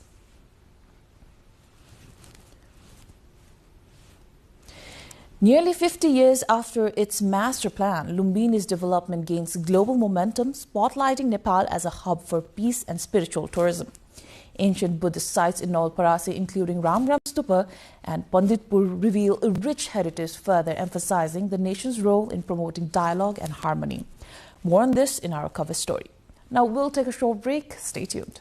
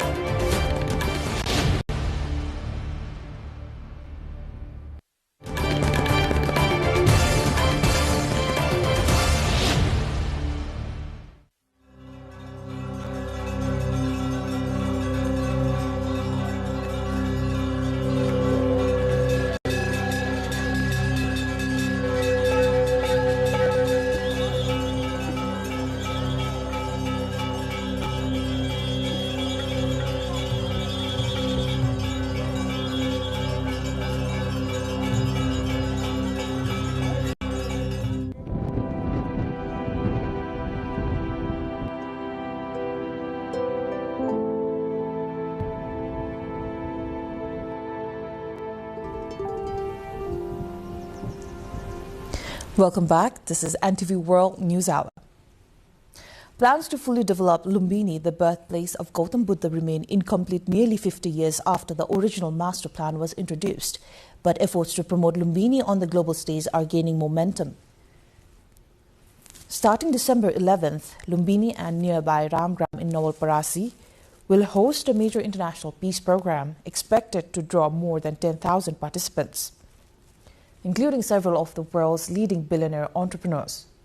The event is being organized by the Promised Land Foundation in collaboration with the Nepal Tourism Board, the World Youth Nepal, Lumbini Cultural Municipality, Lumbini Development Trust, Kathmandu University, and civil society groups. Organizers say over 20 Chinese billionaire investors have already confirmed participation. The Nepal Tourism Board says the event will help promote Nepal as a global spiritual destination. Held under the theme World Peace for Prosperity, the 3-day program will also include representatives from the United Nations, diplomats, and senior officials from international institutions.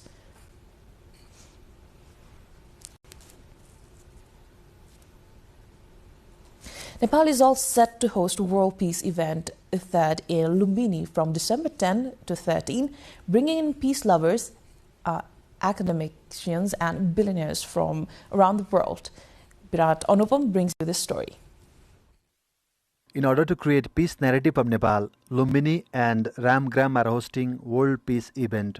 The World Peace event third aims to position Nepal as a hub for global peace dialogue. This year, the historic towns of Lumbini and Ramgram will host the 4-day gathering, attracting more than 10,000 participants, including more than 300 international delegates. Among the attendees are 25 billionaires from the ASEAN regions, representing the fortune generations, as well as political and thought leaders from across the globe. The event is jointly organized by the Promised Land, Kathmandu University, Nepal Tourism Board, Lumbini Development Trust, and Lumbini Cultural Municipality, highlighting a collaborative effort between academic, governmental, and private sectors. Through this program, with all the world leaders and all the people that carry a strong sense of recognition when they are there, we believe that the panel discussions, the prayers, the lighting ceremony, and all the events and networking that we do will contribute towards a collective peace. High-profile faces of the event will be Tamrat Lane, the former transitional Prime Minister of Ethiopia, chairperson of Fortune Generation, Martin Han, and others. Nepal Tourism Board, the official tourism promoting agency of Nepal, and also the co-organizer, says the event will be a forum to showcase Nepal's desire for peace and prosperity based on its civilizational roots. This World Peace is the third edition that we are organizing, and Nepal Tourism Board is proud to be partner in two elements. One is knowledge partnership, and another is promotional partnership. When we come about the knowledge partnership, we talk about certain things. Everyone is speaking about the AI, and mostly for AI, for everyone, AI is about artificial intelligence. My personal perception is that when it is not artificial intelligence. Artificial intelligence is only the medium. Actually, for me, it is the ancient intelligence. We have the centuries-old ancient civilization, the civilization that has to come to the forefront to showcase to the world. The inaugural World Peace event in 2023 followed UN Secretary General Antonio Guterres' visit to Lumbini, the UNESCO World Heritage Site, highlighting Nepal's potential as a center for global peace dialogue. The 2025 edition will continue this legacy with interactive sessions and international collaboration. With camera person Surendra Acharya, Birat Anupam, reporting for Public Service Broadcasting. The members of the public in Nepal highlighting the nation's role in promoting global harmony. On World Peace Day, many emphasize Nepal's commitment to dialogue, cooperation and peaceful coexistence. In our public pulse tonight. I would like this country to be developed in a way that it doesn't reflect on just an organization or the government. It reflects on people's everyday lives. I don't want washing machine and microwaves or refrigerators to be a luxury. I want it to be a normal thing that every kitchen has. And for that, we need to have investments. We need to have people coming in and exploring our country. And we need to have ideas and innovatives. And that's why I really, really support this. Everywhere there's violence, everywhere there's war. Even in Nepal, the recent Gen Z movement has created a very false narrative that Nepal is not safe for the people to come here and live. And more than that, the Gen Z people, the Generation G, this generation has been linked with violence. So with this event which is also led by most of the Gen Zs, the organizing committee, the leaders of this event are Gen Z themselves. Where there is peace, there is trade. Where there is peace, there is business. So peace comes first, and that sets right for everything else to, exponentially grow. In today's world, people are facing so much problems, which is quite different than last time. Earlier period, either baby boomers or Gen X, we call that, they suffer from TB or polio or other diseases. Now the people are suffering from, depression, anxiety, or like high blood pressure, something. This type of symptoms or this type of scenarios we are facing ourselves too.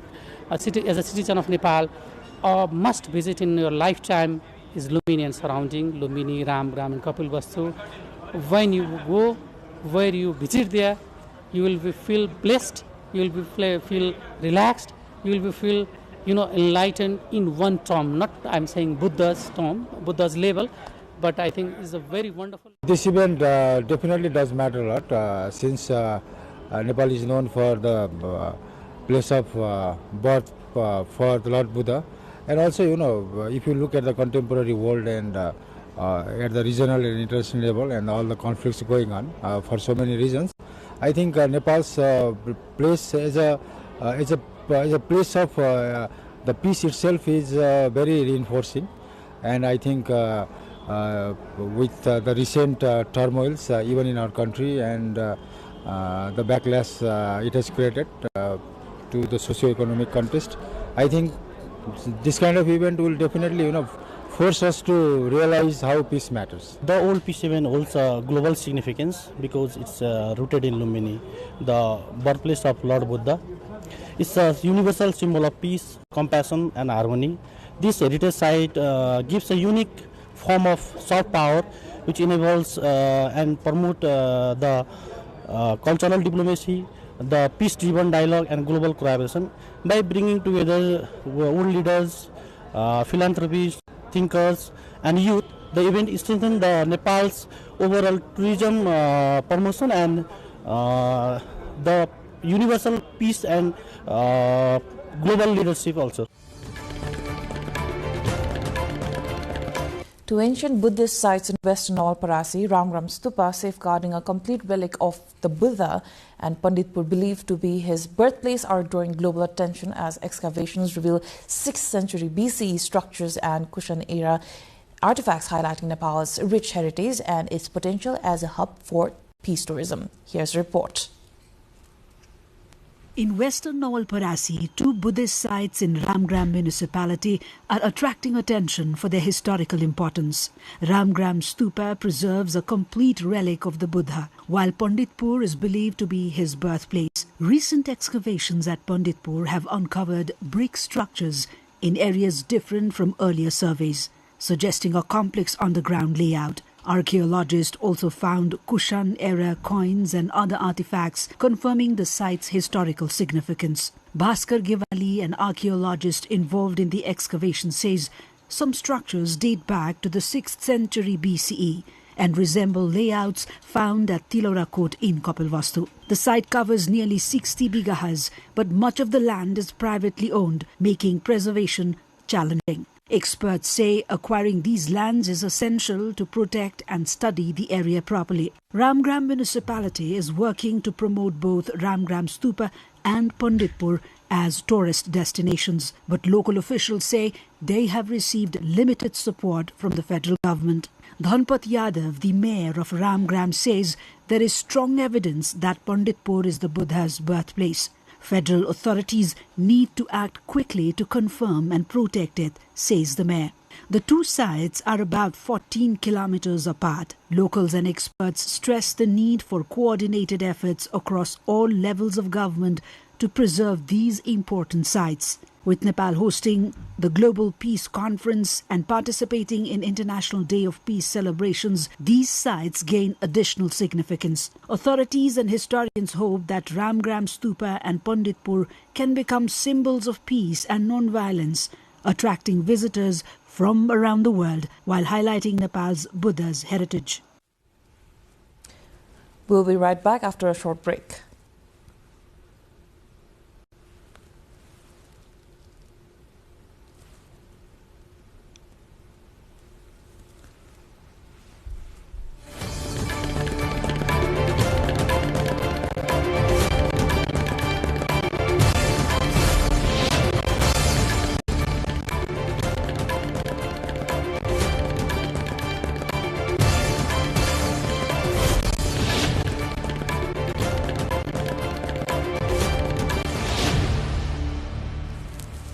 Nepal's cabinet has rolled out a series of key decisions aimed at tightening financial governance and strengthening public administration. Government spokesperson Jagadish Kharel announced that from January 15th, any transaction worth 500,000 rupees or more must be carried out only through the banking system, a move intended to curb illicit cash dealings. Nepal has also pledged $200,000 in aid to Sri Lanka following deadly floods and landslides there. Other decisions include updates to judicial remuneration, key government appointments, approval of new economic and carbon trading regulations, and a restructuring survey for 15 health institutions. The cabinet has extended by 30 days the committee assessing damages from the Gen Z protest in nearly September and instructed it to prepare a reconstruction plan. Bhadau 23 र 24 गतेको आन्दोलनका क्रममा भएको सार्वजनिक सम्पत्ति, भौतिक संरचना र निजी प्रतिष्ठानको क्षतिको मूल्याङ्कन गर्न र सार्वजनिक संरचनाको पुनर्निर्माण योजना तयार गर्न गठित समितिको कार्य अवधि 30 दिन थप गर्ने निर्णय भएको छ।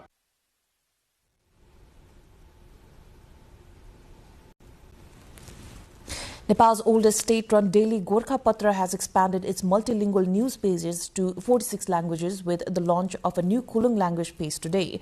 Communications and Information Technology Minister Jagadish Kharel unveiled the new page, saying the protection and promotion of all languages and cultures is a national responsibility. He also urged citizens to participate in the upcoming March 5th elections.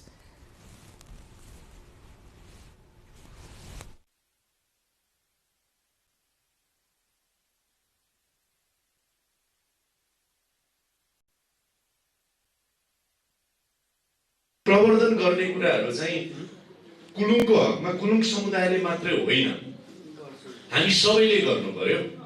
हामी सबैले गर्यौं भने मात्रै यो भाषा पनि हामी सबै नेपालीको हुन्छ, यो पहिरन पनि हामी सबै नेपालीको हुन्छ, मात्र यसको सुरुवात कुलुङबाट भयो भन्ने कुराहरु चाहिँ हामीले निकाल्नु पर्छ। त्यसैले यसको अपनत्व चाहिँ यसरी कायम गरौँ भन्ने लाग्छ।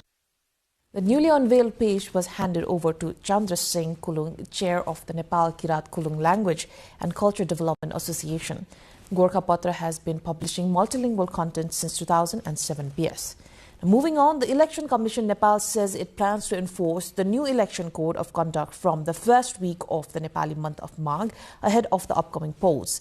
Under the draft rules, campaigning must follow a green election model, meaning only manifesto-based promotion will be allowed, with sticker bans and on posters, banners and other elections time advertising outside those guidelines. Now, bankers in Nepal have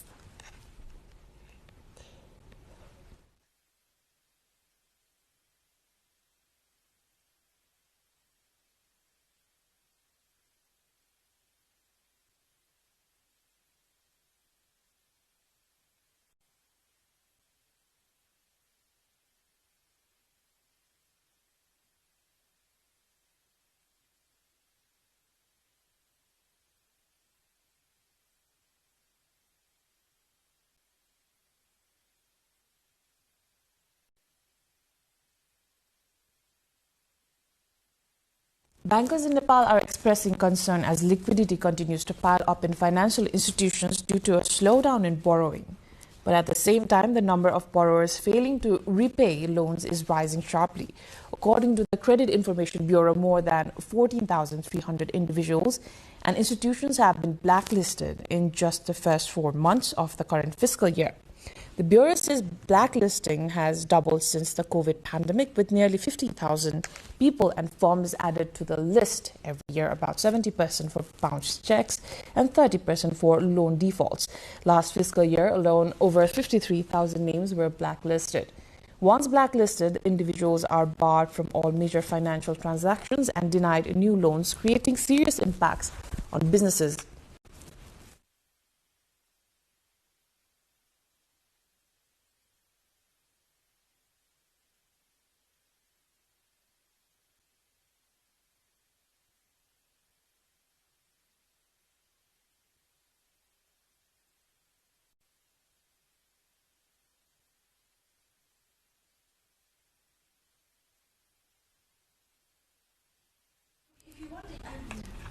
The Credit Information Bureau says the economic slowdown since the pandemic is the main reason behind the surge. Now, Nepal's central bank has continued its flexible approach to monetary policy in the first quarter review of the current fiscal year. Releasing the review, the Nepal Rashtra Bank said it has introduced additional easing measures to support economic recovery. The report notes that policy efforts made by the new government formed after the Gen Z movement, particularly its push for better governance and a more business-friendly climate, combined with monetary relaxation, are expected to gradually strengthen the economy. International rating agency Fitch has reaffirmed Nepal's sovereign credit rating at BB-, the same as last year. Despite some hotel damage during a recent protest, the review says foreign tourists remain confident about Nepal's safety, contributing to a steady rise in arrivals. Nepal's Palpali Koruas, which is handmade bronze water dar, once renowned both nationally and internationally, gained a unique identity through the craftsmanship of Newari artisans. Our colleague Rojina Rai looks further. Nestled in the hills of western Nepal, Tansin, the headquarters of Palpa, was once famous for a unique craft, the Palpali Korua, a traditional handmade bronze water jar. Nepal's iconic water jar, crafted by Newar artisans since the Rana regime, is traditionally used for drinking and serving liquids, featuring intricate hand arts. Kaligar उत्पादन गर्नलाई त यसको लागि भएको ट्रेनिङै हो यहाँ घरले दिनु पर्यो या नगरपालिकाले दिनु पर्यो ट्रेनिङ खोलाएको नखोलेको नि हैन एक दुईले खोलेको नि हो एकजना मान्छे ट्रेनिङ लिन आउन त यसको सबभन्दा समस्या छ नि आज बनाएर आज पैसा पाइन्छ के यसमा. Unfortunately, it is becoming memory and the production is declining due to cheap machine-made alternatives, raw material shortages and high import duties. Handcrafted by the Newar community, it was more than a household item, a symbol of culture, skill and local pride. Until the early 1980s, nearly 30 workshops flourished here, providing livelihood to dozens of artisans supporting their families. The industry not only brought prosperity to the local Newar community, but also helped Palpa to recognize as a center of fine craftsmanship. Creating a single handcrafted korua, Wataja, is no small feat. Creating a single handcrafted korua, Wataja, is no small feat. It takes 25 to 30 days of meticulous work. Each piece a testament to patience, skill, and tradition. The wataja was once known across the country and even exported to Japan, the UK, the USA, and Thailand. The influx of low-quality mass-produced jar has shaken the foundation of the centuries-old craft. At present, the iconic industry is struggling to stand out with cheap machine-made and imitation of origin water jars from outside the district. Local artisans face declining sales and reduced opportunities, while the rich heritage is inch closer to disappearance. Also, the great story of identity, tradition and the resilience of Nepal's craftsmanship is slowly fading away as people are losing trust in the authentic product, leaving a serious question behind. Will the iconic art industry survive for the generations to come? Now, around the world, countries are marking International Day for the Abolition of Slavery today. The day highlights modern forms of slavery, including human trafficking, forced labor, sexual exploitation, child marriage, forced marriage, and the recruitment of children into armed conflict. The United Nations began observing this day in memory of its 1949 resolution aimed at ending trafficking and sexual exploitation. According to the UN, nearly 50 million people globally remain at risk of modern slavery, with women and children most affected. Experts say migrant and vulnerable workers continue to face forced labor in domestic work, construction, agriculture, garment industries, and the sex trade.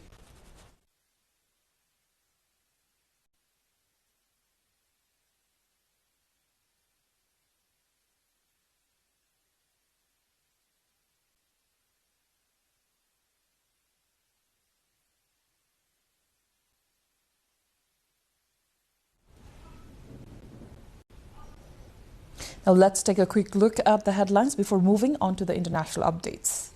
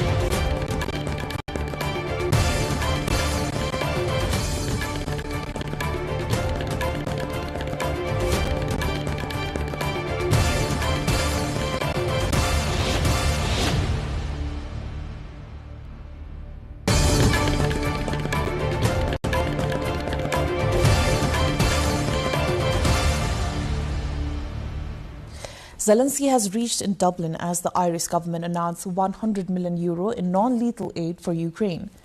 The additional funding brings to €200 million the total non-lethal military aid given to Ukraine this year.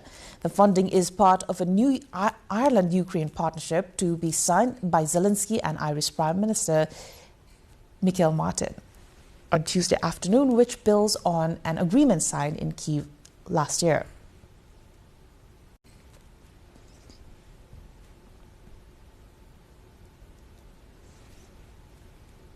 Qatar has reiterated its commitment to mediating between Israel and Hamas, signaling hopes for a swift advance in peace efforts. The country's foreign ministry spokesperson, Majid al-Ansari, said on Tuesday that Qatar aims to push both sides into the next phase of talks very soon. He emphasized that Doha is working closely with regional and international partners to create conditions conducive to dialogue and a durable ceasefire. Frankly, it's a miracle that we have gotten to this point.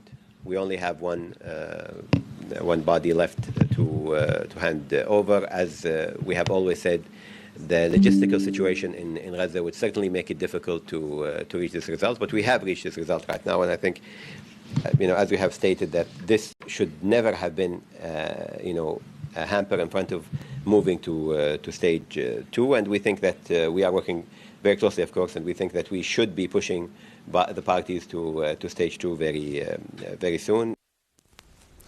A top U.S. Navy admiral ordered a second round of strikes on an alleged Venezuelan drug boat. The White House has confirmed the double-tap strike on 2nd September has drawn bipartisan scrutiny among U.S. lawmakers. The Washington Post recently reported that 2 people survived the first blast and were still clinging to the burning vessel when they were killed, raising fresh legality questions.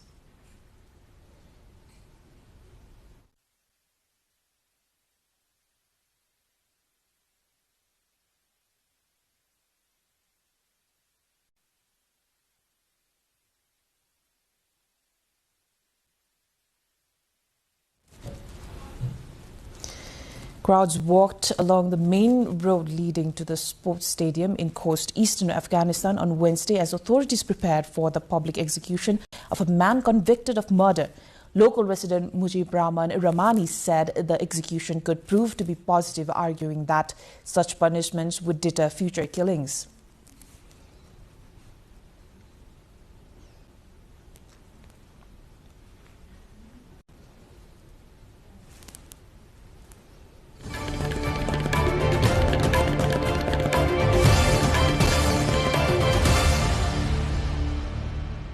We will come back with the business update. For now, a short break.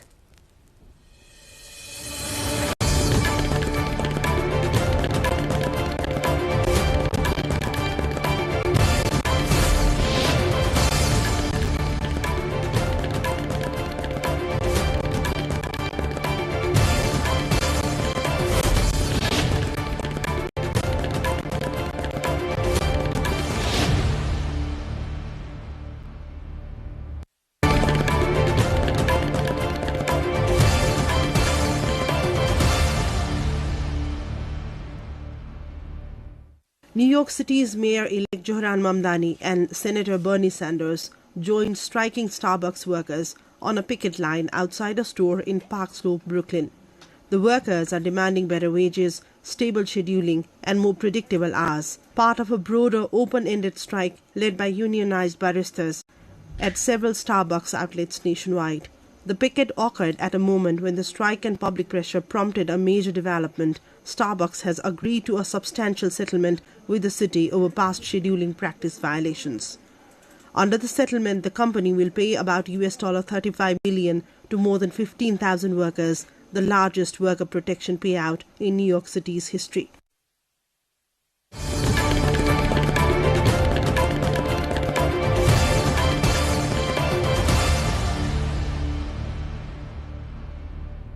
Apple does not plan to comply with the mandate to preload its smartphones with the state-owned cyber safety app and will convey its concerns to New Delhi, 3 sources said, after government's move sparked surveillance concern and a political uproar. The Indian government has confidentially ordered companies, including Apple, Samsung and Xiaomi, to preload their phones with an app called Sanchar Sathi or Communication Partner within 90 days. The app is intended to track stolen phones, block them and prevent them from being misused. The government also wants manufacturer companies to ensure that the app is not disabled. But Prime Minister Narendra Modi's political opponents and privacy advocates criticize the move, saying it is a way for the government to gain access to India's 730 million smartphones.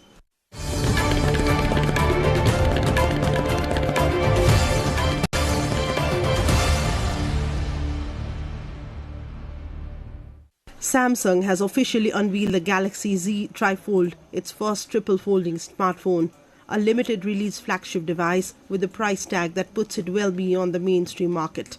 The handset will go on sale December 12 and will retail for $2,443, making it more than twice the price of Apple's new iPhone 17. The Z Trifold features a design that folds out into a tablet-sized display using a 3-panel hinge system, a form factor that Samsung has been teasing in concept videos for several years. The company says the device is aimed at tech enthusiasts and early adopters who want the next evolution in mobile form factors. Samsung did not specify production numbers but confirmed the model will be released at a special edition, suggesting limited availability.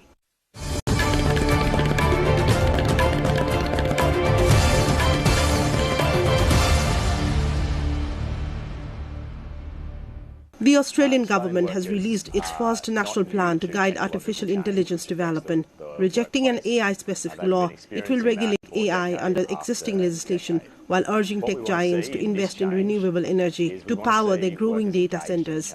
Australia is now the world's second-largest destination for such centres, driven by AI demand. Assistant Technology Minister Andrew Charlton says the plan focuses on supporting workers through technological change, ensuring unions and employees are consulted and upskilled as AI reshape workplaces.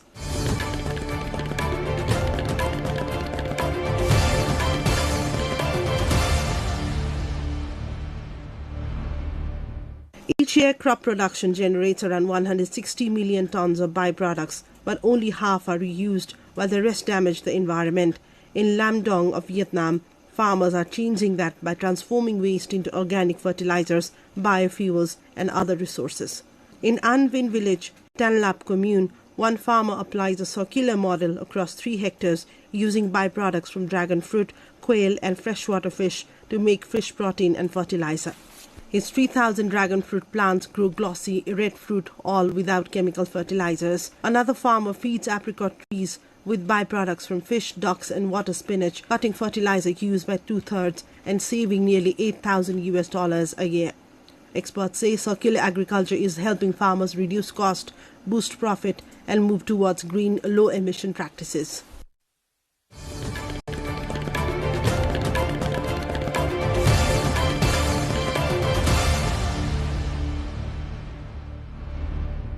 Chocolate artworks by some of France's most famous pastry chefs were sold at auction for more than 100,000 euros in a charity event that had bidders licking their lips. The event raised $125,000 for a charity supporting children hospitalized with leukemia, according to auction house Art Curiel. The auction featured intricate chocolate sculptures, including life-sized animals, famous landmarks, and whimsical creations, showcasing the chef's extraordinary craftsmanship. Guests also enjoyed tasting sessions, allowing bidders to savor the edible masterpieces before placing their bids.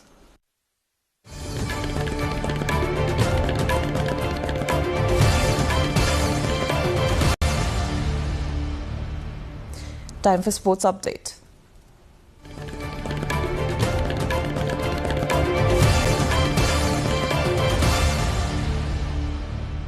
Janakpur has marked its first win in today's first match under the second edition of Nepal Premier League (NPL) held at TU Cricket Ground in Kirtipur.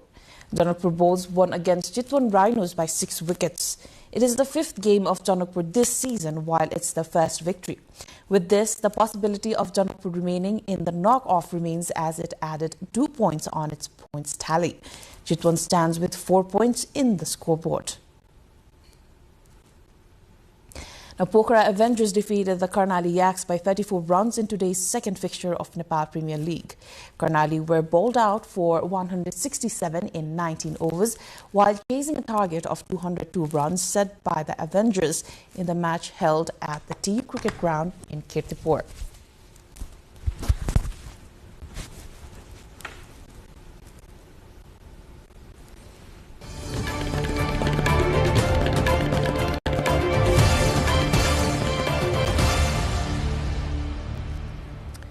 Now, the weather in detail.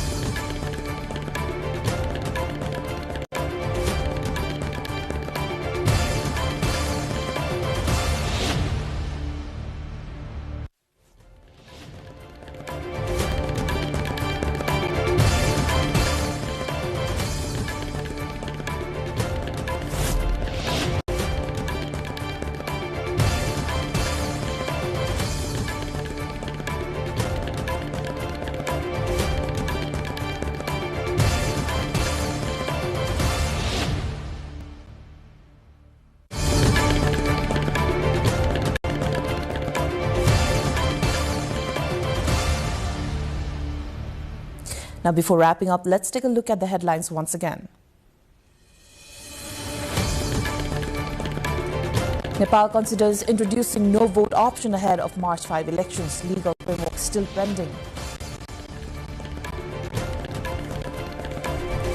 Lumbini set to host international peace program showcasing Nepal as a global peace destination. Business and thought leaders to participate.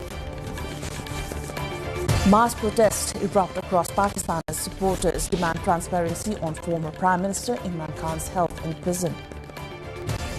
Russia-US talks resume in Moscow with Kushner and Witkoff ahead of potential agreement on Ukraine war.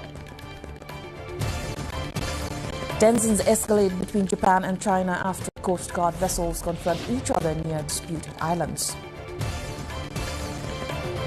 And Nepal women's football team narrowly defeats 1-0 by higher-ranked Chinese Taipei in a second friendly match.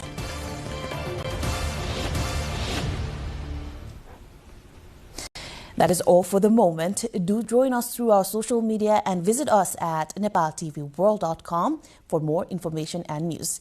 I am Iprulagi Singh Lama. Thank you for watching. Good night.